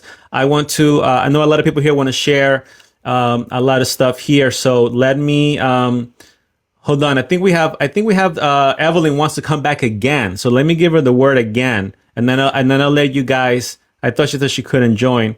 Cynthia, you can welcome her back again. Tell her that we didn't know that she could continue on the interview. Go ahead. Hola, bienvenida otra vez, Evelyn. No sabíamos que podíamos continuar con el live. Buenas noches. Yo voy a dar mi testimonio a lo que hablaron de mí. Okay, go ahead. Tell her yes. Esa persona que se subió es prima mía, sí, por mala suerte. Otra cosa, ¿cómo es posible que supuestamente ella me haya dado una casa a mí cuando ella pagaba arriendo? Lo que pasó, cuando yo le dije a ustedes que mi pareja fue privada de libertad aquí y a mí me deportaron para México, ella llegó donde mi tía, porque mi tía me fue la que me recibió, no fue ella como tal. Yo estaba viviendo en la casa de mi jefe en Lincoln, Kansas. Estábamos trabajando bien, todo fino. Mi jefe, como nos agarró confianza a nosotros, nos dio una casa que él compró. Nunca pagamos arriendo, nunca quedé debiendo nada, porque tú estás aquí en Estados Unidos y cuando tú no pagas los biles, tú no pagas la luz, el agua, automáticamente te la cortan. ¿Cómo yo pude vivir en esa casa 7 meses sin tener ningún tipo de problema? Lo que pasa es que como yo me hice viral en las redes sociales, ella me agarró arrechera, como se dice, envidia, y me quiso publicar por todas las redes sociales. Ojo, cuando yo me vine de la casa, yo hice un TikTok saliendo de la casa donde estaba todo limpio, lo único que estaba sucio, sí, es la cocina, porque ahí vivía un hondureño. Ella llegó a la casa a regar todas las cosas sucias para ella poder hacer un contenido, ¿me entiendes? Y ponerme mal en las redes sociales. Ojo, a esa persona que se subió ahorita, ¿por qué no dice que cayó presa aquí en Estados Unidos por un armamento que le sacó el hermano, matándose entre ellos dos? Por eso yo no viví con ellos, porque ellos estaban matándose unos a otros. Okay, so a lot of statements here are from Evelyn replying to her cousin. She did confirm that it is her cousin indeed. El Gua is her cousin, and that is not true what El Gua said previously. And that if it was true what El Gua said, then she wouldn't be allowed to stay in an apartment for 7 months without paying rent. She also said because she went viral, according to her, on TikTok, El Gua said that she doesn't agree that Evelyn went viral, but Evelyn nonetheless said that because of her, sort of popular TikTok account, if you will, El Gua created this fake content of the apartment being dirty and all of this stuff. So just again, replying to what El Gua said earlier. For me, Max, if you don't mind, I think if we could have the other guests also point out their points of views, and then because at the end of the day, this is a feud between a family member. It has nothing to do with I was going to go there. Yeah, we don't want to go in the back and forth. Just let Evelyn know that. Thank you. We translated what she wanted to say. We wanted to make it fair, but we also wanted to hear all sides of the story. So, we're going to move on with the guests here. So tell her thank you again for joining and giving her point of view. Vamos a dar gracias por tu punto de vista y a clarificar unas cosas, pero vamos a dejar a las otras personas que también volvemos a hablar del tema. Solamente quise aclarar, porque nadie le da una casa cuando uno paga biles, automáticamente le quitan la luz a uno. Entonces ella sí está mintiendo porque ella quiere fama conmigo y ella no sabe que la fama la tengo soy yo, no ella. Aquí, ya ves que en cada historia hay dos versiones. Nomás queríamos escuchar tu versión, pero gracias por la oportunidad que nos dijiste y vamos a dejarlo a otra gente que hablemos otra vez del tema que es migratorio. Yeah, thank you. Gracias a todos. A todos. Okay, I want to start here on the panel. I want to give the word. Let's see. A lot of people want to join here. Okay, JD, you've been waiting for a little while. Go ahead, JD.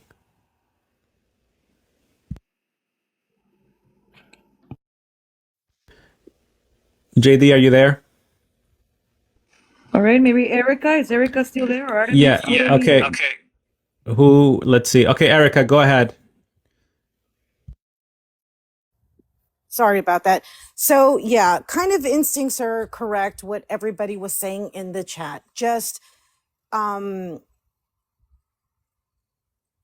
don't think that she was believable at all. I don't believe that if I told her that a veteran was waiting at the door to give up her bed, she wouldn't have taken it.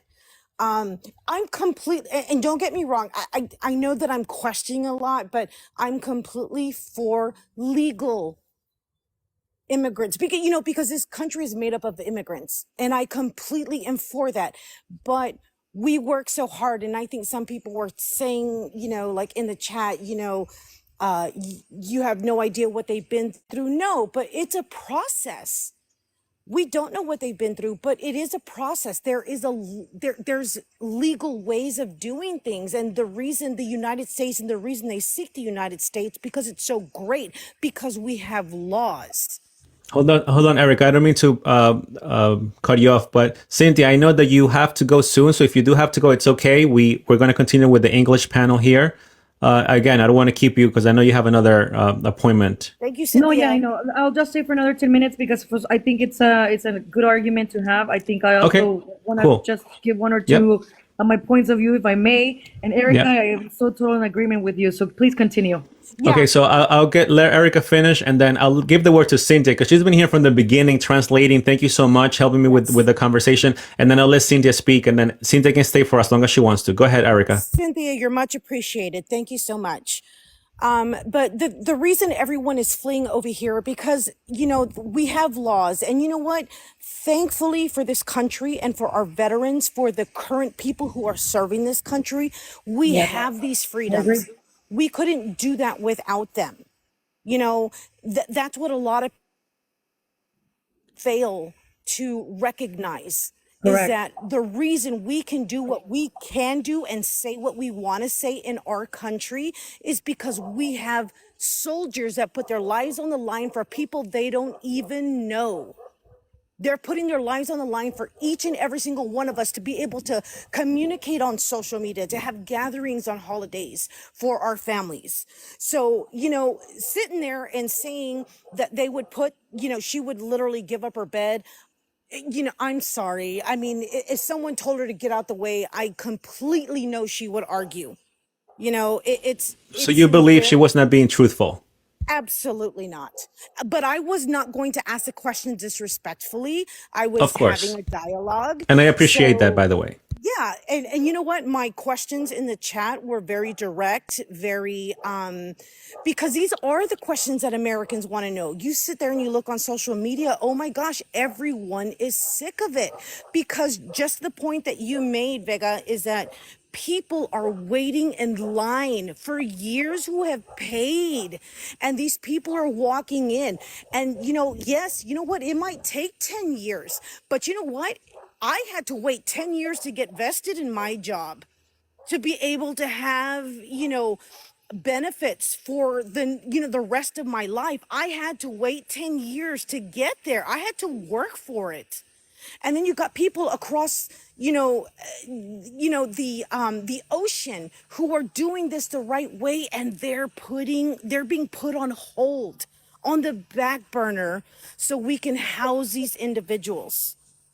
That's what I don't understand. Yeah, and adding to that point, when the Italian username joined the conversation, he was saying, it's a process. We're going through the process, and I explained to him, yeah, but there's a longer process. That's the right way to do it, and you're ignoring that because he was saying, let us go through our process, like let us do it in peace. And it seems like in his mind, or most of them in their mind, it's like we deserve to go through this process. It's our right, And I understand that, but asylum requires a process. No, I agree. What I'm saying is that the entitlement mentality is there of absolutely of this is our right to go through this process the way we're doing it, which is the wrong way.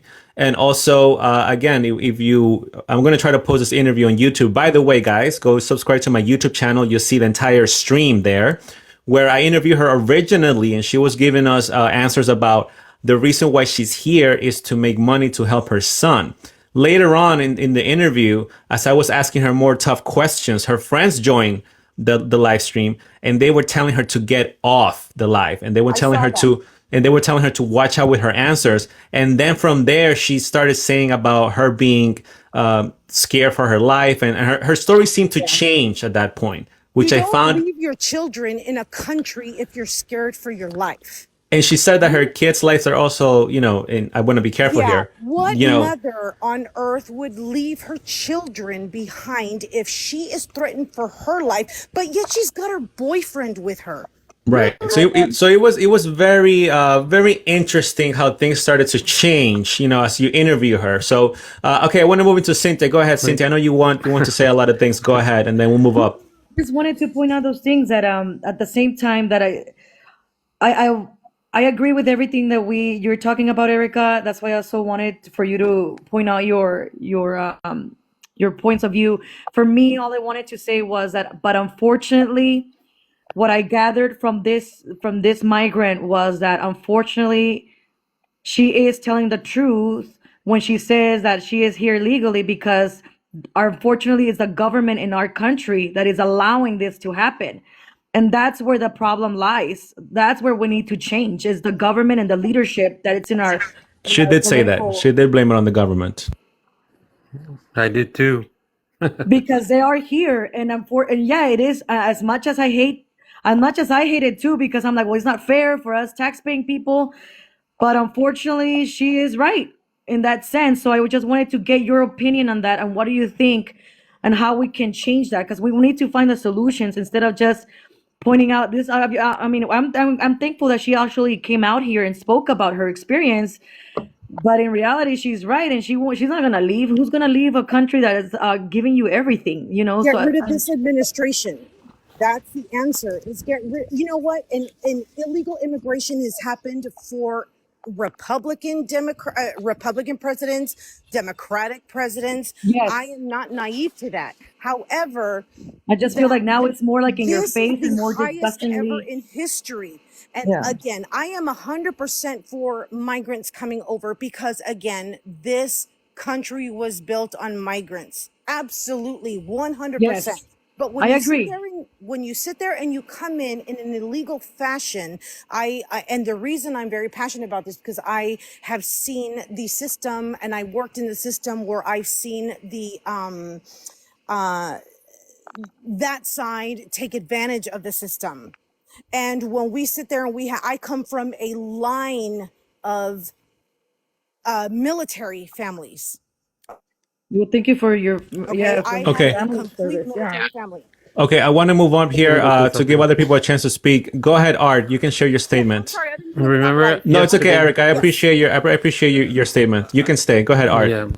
Yeah, I remember yesterday I had told you guys, and you guys were trying to say, well, do you have any proof? You have the proof right there. What I had just told you guys the other day. They were told something so they could come. I told you clear out. They were told something to come out here because they were going to be helped. I literally told you guys that. But nobody thinks that just because I don't have the proof or something to show, but then you heard it from the horse's mouth. They came down here because they were told. So from telling one person, they told many people. And that's why so many came down here. Why? For a reason. Yeah. It's kind of like giving them Venezuela. Look, I let so many of you people come over here, so let us dig over there for the oil. Give us a chance. We'll make your country better. You see what I'm saying? So they're But they're using taking them too. leverage. Is that what you're saying, Artemis? They're using leverage to get those people over here to get the government in Venezuela for them to give them the chance to dig over there. That's what I'm telling you. When people move, it's because of money. And that other girl just said right now, what's her name? Erica just said right now, why would she leave her children? Hmm. So that's what I'm telling you guys. Yeah, I that's where the I live story in El falls Paso. apart. See, that's why I tell you, I live here in El Paso. I heard a lot of stories from different immigrants saying the same thing. I told you guys that the man that gave a little bit of a small amount of time for this guy to make money, he blurred out everything. I'm telling you guys, this has to do with the government making them easier. Why are they only choosing Venezuelans to come and get here and giving them a visa to work and all this stuff? Why not the other people, the ones that came from Africa, from China, from other places? They're coming down to South America to come up here. Yeah, they are. They So actually are. They actually are. Okay, I want to move on here. Thank you, Art. Totally, go ahead. You can share your statement. Totally, you got to unmute.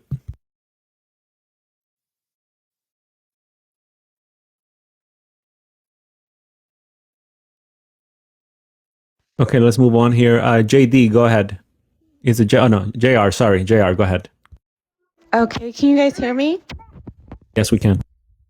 So my question that I had wanted to ask her was, are they discouraged by seeing other Venezuelans homeless or the cold here because I'm in Denver or anything like that? That's basically the statement that I had. Or the fact that they're in shelters and being kicked out after a week. You repeat the first part? I couldn't hear that part. Are they discouraged by seeing homelessness, their own people being homeless, or the cold? Well, she's not here to answer that, but from what she said earlier, I don't think they are. I think they're just, like she said, we're here, we're determined. You know, she shared that she went through a lot when she crossed that jungle. And if you go through that, you know, being on a sidewalk or in a police station in Chicago or New York, I don't think that's going to discourage them from continuing.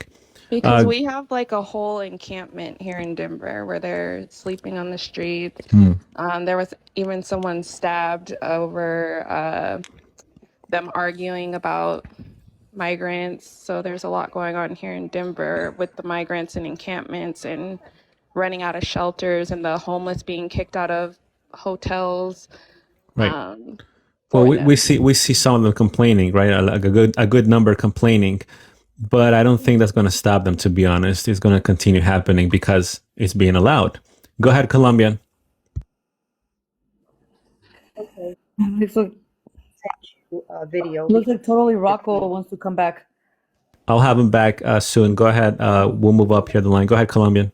So I wanted to send you a video because honestly, I was extremely upset with people like her because they come and, you know, I mean, to her defense, she was fed a lie. You know, she was invited here to come here, and then they have this sense of entitlement. What really upset me is how she says, Elvis, turn that down. How she says it's not her fault. Yes, it is, because we did not force you to come here. You came here on your own. And I got into her TikTok and I sent you a video. On one of her videos, it reads, me taking advantage of pendejos. That's what she put on there. And then her vocal part read, but I'm not going to say a damn thing about it. So I just sent you the video. Okay. And then what really, go ahead. Yeah. So, you know, when it comes to the entitlement mentality, that what you said, that it's not our fault. Her friend echoed that same message, if you remember, the Italian one. So, you know, they have this same mentality where it's like, it's not our fault. We just have to do it, you know, and that's obviously wrong. When it comes to her TikTok, that's correct. That's why I brought her here, because I saw a lot of videos. You know, I didn't get to ask more questions because she had to go, but you know, I had some questions. Like, there's a video where she's saying that if you pay taxes here, it's because you want to, not because you have to. Responding to the taxpayers on her in her comment section, she also said that as long as her father Biden continues to provide shelter and food here in America, then she'll continue to stay here. She calls him Father Biden, or Papa Biden in Spanish. So, you know, I didn't get to those questions, unfortunately, because I wanted her to give us all the information, and then I didn't want things to get testy early on, you know, because those questions would be a bit more to the heart, if you will. When I noticed, because I mean, when I noticed how she was lying through her teeth is when she didn't want to hear an opposition. You know, we have every right to ask her because we are paying for this. And then for her to keep saying that it's not her fault. Yes, it is. This is like this, that just completely like, oh my gosh, made my blood boil. But then seeing her videos saying she's taking advantage, she knows what she's doing now. Right. Now she makes it very, very unfair for those that really are seeking asylum, because I know people that were held at gunpoint that they really are here seeking Let's asylum. use the word pew, please. Pew. Oh, sorry. Okay, yeah. Well, that were held that way, and they're scared for their life. They would never get on TikTok. They would never get on social media, dancing, flaunting, talking about themselves. If you're Yeah. really afraid for your life, there no way would you do that. You're putting yourself and your children at risk, quote unquote. So, I mean, this I am not against seeking asylum. If you really, really are fearing for your life, or you want a better life, or you come here legally, you come here and go through the process that we all went through. You understand? So that's the biggest problem I have. I can't stand people like her. I can't. They come here. They have these habits. Now they have a sense of entitlement, and we have to pay for it. And she's there, lying and lying and lying, and she makes it very difficult because now people grow hate. And I don't have hate for anybody, but I cannot stand people like her. Yeah, let's try to avoid the word H. Again, let's Oh, just try to thank be you, careful buddy. with the life. Yeah, because you don't know how Yeah, I this. know, I Yeah, know, I know. I understand that we get very into the moment, and look, I agree, and I was against pretty much everything she was saying, but again, I respect her for coming here in front of us and answering all these questions. And again, I didn't want to have other people that she didn't want on the live, because if you watch her videos, you can see that she gets very aggressive quickly. Oh yeah, yeah, And I know. I don't want to. It's not that I'm scared of her, obviously not. But I want to protect the live. I want to protect the You want to protect platform. yourself. Correct, Yeah, correct. And I exactly. I understand that. I don't want the live to be shut down, because we Yeah. need this information. I mean, she gave us the information that we wanted, or at least most of it. Okay, totally. You have a chance again. Go ahead. Yeah, bro. Can you hear me, man? I can. It's a good thing I was dropped, bro, because I'm boiling here. I'm a big fan, bro. For everybody, if you're not following Vega Axis, follow Vega Axis. Yes. And this guy puts on some great lives. Okay, I've been here for immigration crisis, blacks for Trumps, Mexicans for Trump, and now we're talking to migrants. But I tell you what, and they're all great. So follow him, and this should be way over 100,000 likes, and people should be sharing this Yes, because please. people need to hear this shit. Yeah. So excuse me, and today is like the 13th or something. 11 months, 13 days, not a shot of alcohol for me. If I needed a shot of alcohol, I needed it for this call. And I want to say a few things here, and then I'll get out of your hair, bro. But number one, I felt like you were ganging up on this woman more than an interview. And I thought it would have been nice to have the cousin on at the same time. But you know what? Because they were both here at different times and they heard each other, they got to tell their shit. But we don't need to hear no family drama. This is the biggest humanitarian crisis ever in this country, maybe in the world. And you got to understand why. You cannot blame these people. I got a sore spot for this. When my parents came here, the door was open for them, but it was done in an organized, proper fashion. And I get it. I get it. We all want it done that way. But just understand where the blame falls. It falls on the current administration and the prior administrations for not putting a proper immigration plan in place. Because we got the room, we got the food, we got the work, we got it all. But Americans, we live in our bubbles. We like to get shit from China. We like to get shit from everywhere. It needs to be streamlined, listen, man, we're Americans. If I may interrupt. No, give me a moment, please, because my blood's been boiling. I've been on this for hours. I'm with this guy every live. Okay. We're Americans. We've given our treasure, our blood for strangers in other countries, in other conflicts that weren't ours. And to like shit on people who are coming here because they were invited by this administration. And for anybody who says different, you're full of shit. There was a line. All right, totally. Let's just be careful with the cussing words, because we want to protect the life. Yeah, but there were lines waiting to come the moment Trump got out of office. So please, man, think about it. Think about why it's happening. And don't blame these people. You can't blame these people for wanting a better life and taking this guy up on an invitation. I'm sorry. I'm boiling. That's not the point. Totally. I'm sorry.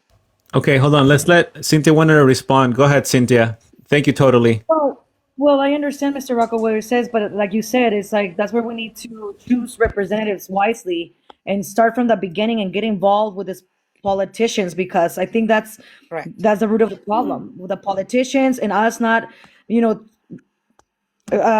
doing our due diligence before we even choosing these people, because like they say, but once they're in the ballot, it's already too late. We got to get involved way before, and I feel that that's a solution, because at the end of the day, nothing's going to change if we the people don't stand up to the government and to the politicians, and we got to let the politicians know that we're not going to stand for this. So how do we Correct. do that? People are going to keep voting blue. Okay, I want to hold on. I want to give the word to Lucro because she's been waiting here for a while. Lucro, go ahead. Listen, Vega. First of all, I have to give you a lot of credit for your professionalism, for your patience. And you and I are Venezuelan Americans, and I was the first one to talk to this lady.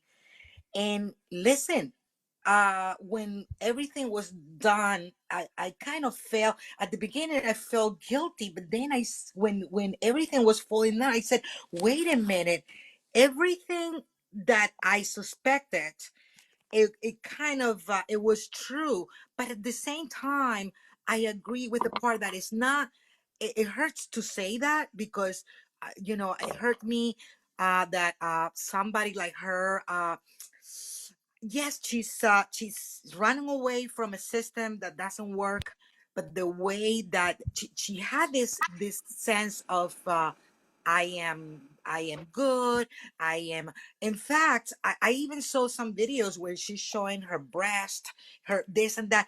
That's not the typical person that comes to the United States to get a better life. I'm talking about for the for the proper reasons. And it hurts me because as a Venezuelan American, I have been helping a lot of them. And when I see this lady and her cousin, regardless if he's saying lies or not, I totally, I got the hunch that there was something wrong in there, that she was taking advantage of our system. And it hurts me because sometimes Americans are very innocent when it comes to the laws in Latin America, and that they're kind. Believe it or not, they're kind. But I am blaming the system right now, this democratic government that we're having right now that is so liberal. Is letting things happen that I have never seen, in this country, the way that it's going, It's being handled. Yeah. it's happening. So when I hear this, and I feel it because I feel the side of the Americans, because I have lived more time in the United States than in Venezuela. I feel more American, but I have the my heart towards my my country where I Your was roots. born. But Yeah. when I meet people, when I see people like this lady, it hurts me because she's taking advantage of the system, of our system. uh, yes, we're not denying that there's no Venezuela is that it's going through a lot of rough time. But guess what? It's good that you're exposing this. You didn't do it on purpose. She herself, pretty much, open herself to the reality of, I'm sorry, I don't know if you have heard that. Unfortunately, Venezuelans are not welcome in any country in Latin America. Do you know that? I'm pretty sure that, Vega, you know that. But most Americans don't. But you know why? Because of people like her. People like think that they're better than anybody else. There are people that, and it is my race, but I'm sorry to say, this woman she represents the Venezuelan immigrant situation very bad. And I wish and I hope both of them, even though it's a family situation, and I understand what I believe it was totally, he said something about that's a family issue, and that's, like saying, well, it's not her fault. Well, yeah, it is our fault. It is our government's fault to have people like her in our country taking advantage of our tax dollar. I'm a social worker, but first of all, I went to school for journalism, so I have both sides of the story. I do my homework all the time. And when I came here when I was the first person to talk to her, I got the hunch. I don't care if you are from the country that I came from, but if you are a liar and if you are taking advantage of the kindness of this country, I'll be the first one to report you. Right. Next. Okay, I know Art wanted to say something. Art, go ahead, and then I'm gonna have to. Let me see, because I think I have people waiting here. Yeah, Art, go ahead, and then I I'm just wanted gonna. to, Go ahead, Julio Cynthia. Cordero, You want to say something? a minute. Go ahead, Cynthia. Julio, I agree completely with what you're saying, and I guess the sentiment. I just want to say this: that the sentiment is that we just don't like to feel that people are taking advantage, and when people are taking advantage, it doesn't sit well with anybody, no matter you're in this country or another. However, I think the corruption now we see it; it's so blatantly in our faces.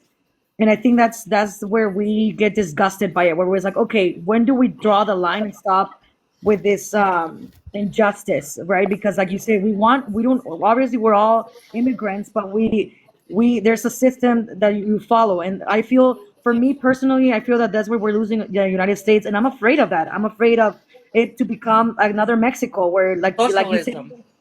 yeah, where it's We socialism, and I don't want that because I know how it is to live like that. Because I even experienced it when I go to Mexico. Me being a Mexican American. Anyways, I just wanted to say that I gotta go, but thank you guys and keep up the good work, and Thank I'll you. join you on the next live. Thank you thank you, guys. Cynthia. Thank you again for all your help. I really appreciate it. I have to get going too, so I just want to make a really quick point because Rocco is a friend of mine, and I just wanted to address something he said. So if that's okay, and then I'll get off. Go ahead, Colombian. Go Okay. ahead. So Rocco, I get what you mean. Okay, believe me. Our blood is boiling, but it's for different reasons. Now, I understand that the one to blame is our corrupt government. I completely understand that. But as I can't, who is the lady? ¿Cómo te llama? La que está sobre mí. ¿Lucero? Lu Cordero. Ok, Lu Cordero. Ok, perdóname. No, Es no que te no. preocupes. Go ahead. Ok, porque es que estoy bien de acuerdo contigo, pero this is my point. I am as hurt as you are. And you know Yeah, why, Colombian? Because we are neighbors and we know exactly what's going on in yeah, our countries in yes. Latin And the America. thing And that makes me mad, okay, is that she makes it. How can I say this? It's not fair to those that she really plays are herself coming. like a victim. Let's put it this way. Yeah. Well, the thing is that because of the way that she is, it's not fair to those that really are seeking asylum. That Exactly. That's what I said from that the very really, beginning. yeah, that really are looking for a better life, not to take advantage of people, not to scam them, not Correct. that. She is the, and Correct. that is not fair because there are good people out there and people like her. And I'm not just talking about Venezuela, I'm talking about Colombia, Peru, Yeah. donde quieras venir. And it really makes me mad because we're paying for this. We're paying for this for her to sit there and make fools of us. And then she makes TikToks literally saying, I'm making fools of them and I'm using them. And you want me to tell you something? There is a word that since Venezuelans started immigrating to South America that's called Luca, can you get closer to the xenophobia. microphone? Xenophobia. Never Hmm. heard that word until Venezuela started immigrating. So this is what exactly this woman represents, that kind of xenophobia thing, thinking that a person like myself that is Venezuelan have to agree with her. No, I don't. No, you I don't. don't, because I You do don't. respect the laws of this country, and I know the sacrifice that right now the United States is supporting towards, and now they're thinking about the reclamation zone in Venezuela too, and maybe they can go into a third world. I mean, what the heck is this? And meanwhile, we taxpayers, I myself, I mean, even though I'm in the middle class, I'm always feeling like I have to abstain to buy this or to pay for this because I have to go and help them. So Yeah. what about us? Who is thinking about the Exactly. American Yep. people right now?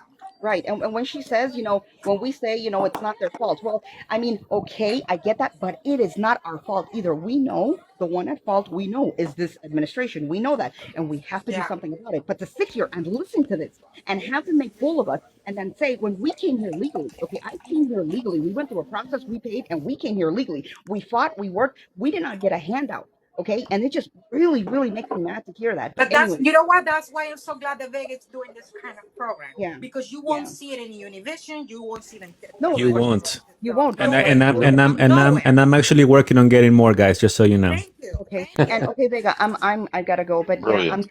I'm actually going to get off early tomorrow, so I'll text you and I'll but I really would like to address more I have an opening next week, Colombia, so just message me. We'll go from there.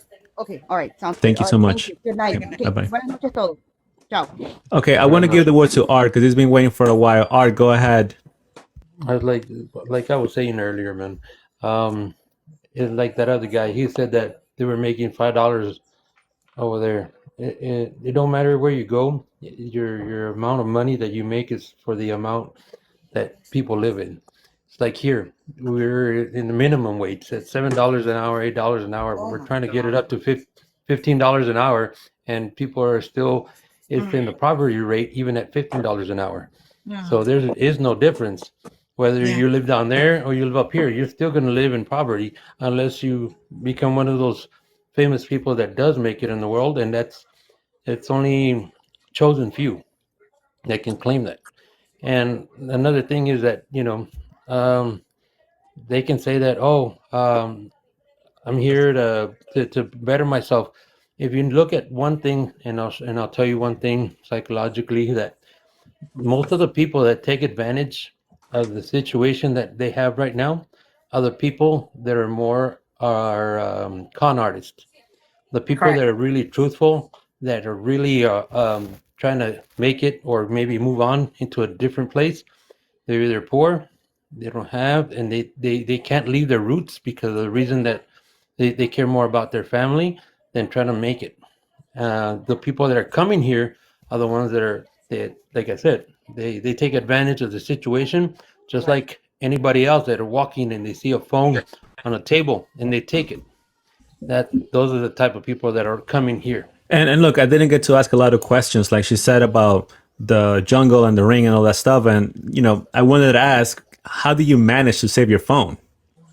That's a pretty Exactly. seems like a good quality phone because the signal was pretty good. The quality, I wanted to, but she had to go, unfortunately. But again, I'm working on getting more, guys. I'm trying to get more. Okay. Like I was telling you, they were giving them money back down there. They were giving them actually money. Yeah. Vega, I'm sorry to interrupt, but she has two iPhones. If you go to her TikTok, she Yeah. showed up with two iPhones. I'm telling you, this is like nobody. She I has don't more even know phones than how. you do, probably. Better than Yeah. mine right now. I gotta get a new one.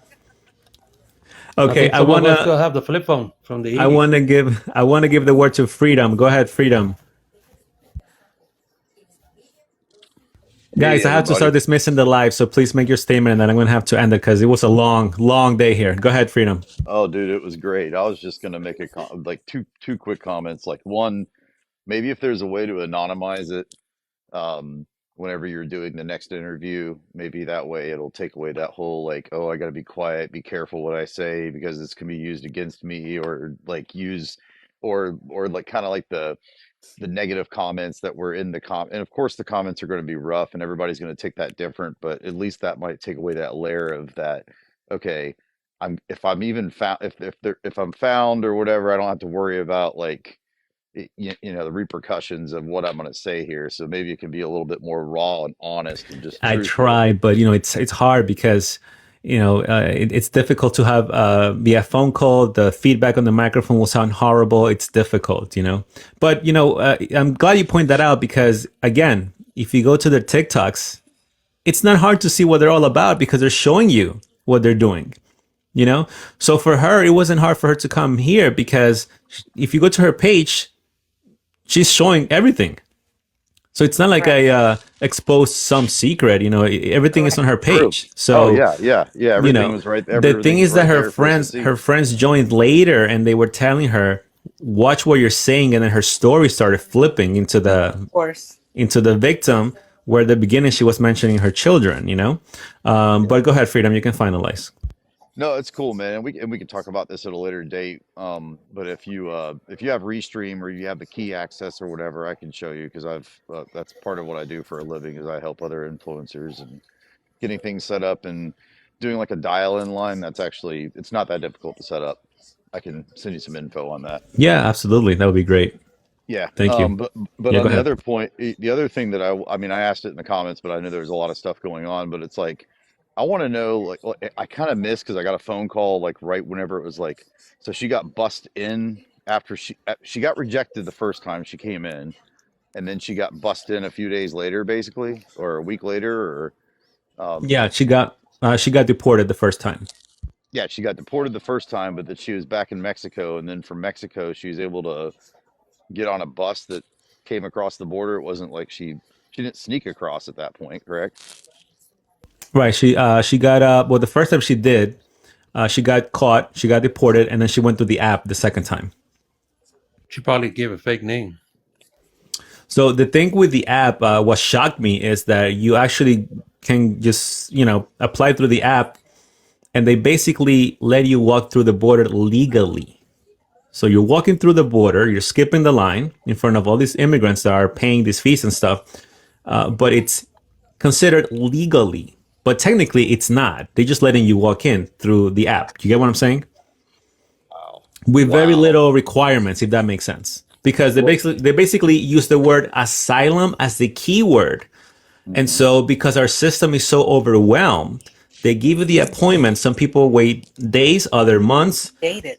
They enter, and then they give you a date for the court or the interview, whatever, later on, which could be, and again, months or years. And Yeah, so, yeah. so they're here legally, technically, but it's still wrong, if that makes sense. Now to that part, to fill in the blanks, because I listened to a lot of immigration attorneys on YouTube just to see what they had to say, and they were basically saying that, hey, whenever it comes closer to the time of your interview, go to a city like Chicago or go to a city like New York, and they're kind of listing out different cities that you have a better chance, and then they're kind of coaching what the story should be too. That's interesting because that's highlighting what Court said in the comment section, where they know the stories and keywords to say in certain situations when it's for benefits or Yep. immigration. Okay. All right, Yep. Freedom, I'm going to have to let you go. Do you have anything else to say?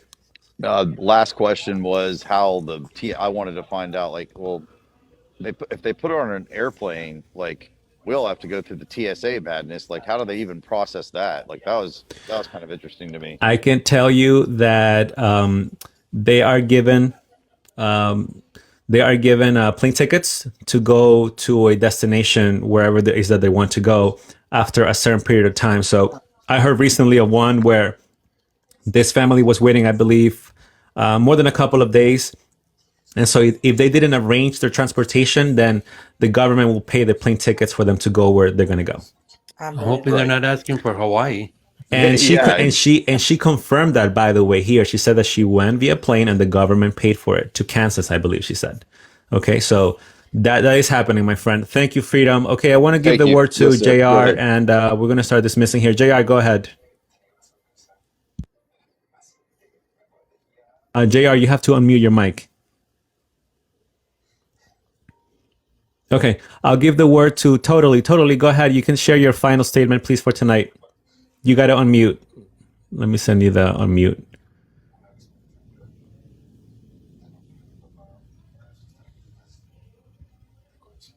Go ahead, Totally. You got to unmute. Go ahead. Yeah, I think I got it now. Listen, all good, man. I'm working here right now too. At the same time, I'm listening. I appreciate you. Vega Access for State Senate and Freedom Print Shop is still listening. I need some streaming help with StreamYard, so reach out to me if you can. Thank you so much, brother. Well, hey, when's the next live? Thank you, Totally. Tomorrow I'll be here. I'll have the episode will be Blacks for Trump. I have a special guest. She's a Black African American, and she will. She's a Black American, and she will share her take on being a Republican and her journey. She was here last week, but a lot of people joined and we couldn't really do the interview correctly. But we'll be doing it correctly tomorrow. Okay, So, brother. No, you did great, bro. You did great. Everybody have a great night. thank you, Everybody Totally. follow Vega Access. Okay, Thank bro. you. I appreciate it. Okay, I want to give the word to Art, and then I'll move on to Luca. Go ahead, Art. Yeah, I think after all this talking and maybe everybody passing this live around, man, everybody's going to want to be Republican other than the Democratic. They're pushing us. They're pushing us to that side, like Yeah, big time.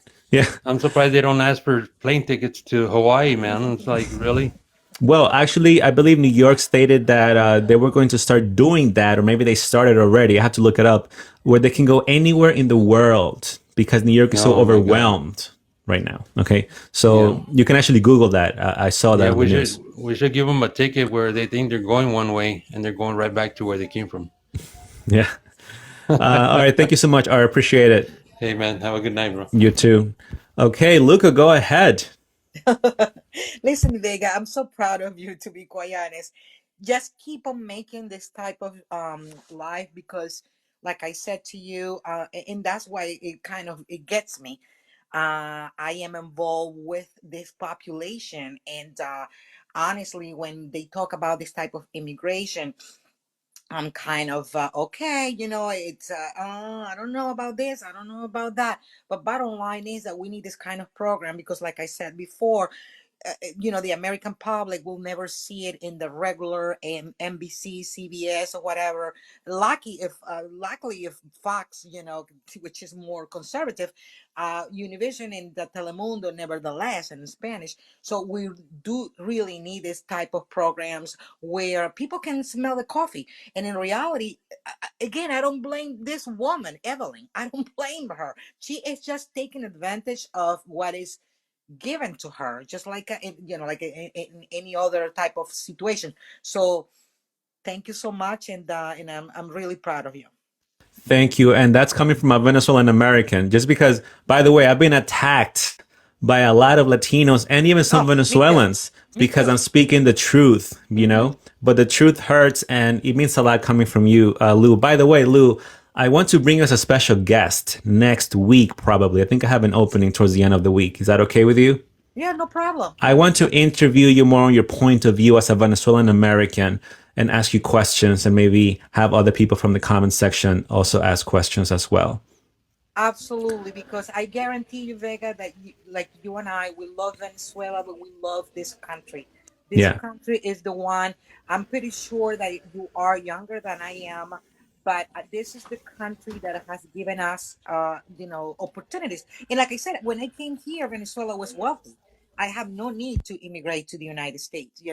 But once that I got here, and I saw Americans are very giving, are very kind, and they will never understand that malice when people, especially with this type of situation, the people will twist the facts, when it comes to immigration. But we kind of know, and you're right, I have been attacked, honestly, a lot.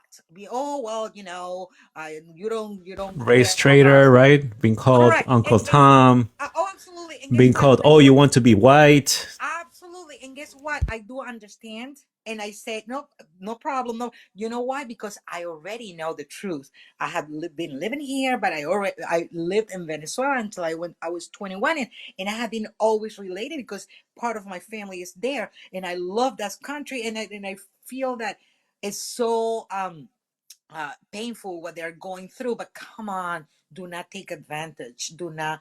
I mean, I'm not saying all. I'm not saying all. I'm talking about something like in this particular case. But please bring up more cases like this because maybe that can bring more attention to Washington, and people can start smelling the coffee. Because honestly, you live in New York, I live in New Jersey, so we know exactly what's Well, going I on. lived in New York. I moved far away from New York now, but I lived. Yes, I did. Oh, okay. I'm in Nevada now. There you go. Yeah. Good for I you. love it here. Good for you. Yeah.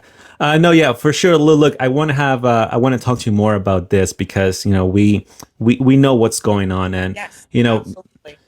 liberals, too bad, but we are the silent majority. And believe it or not, sometimes things start like this in a little room like this, but it can spread and have a big impact. Okay. So, Absolutely. Totally agree.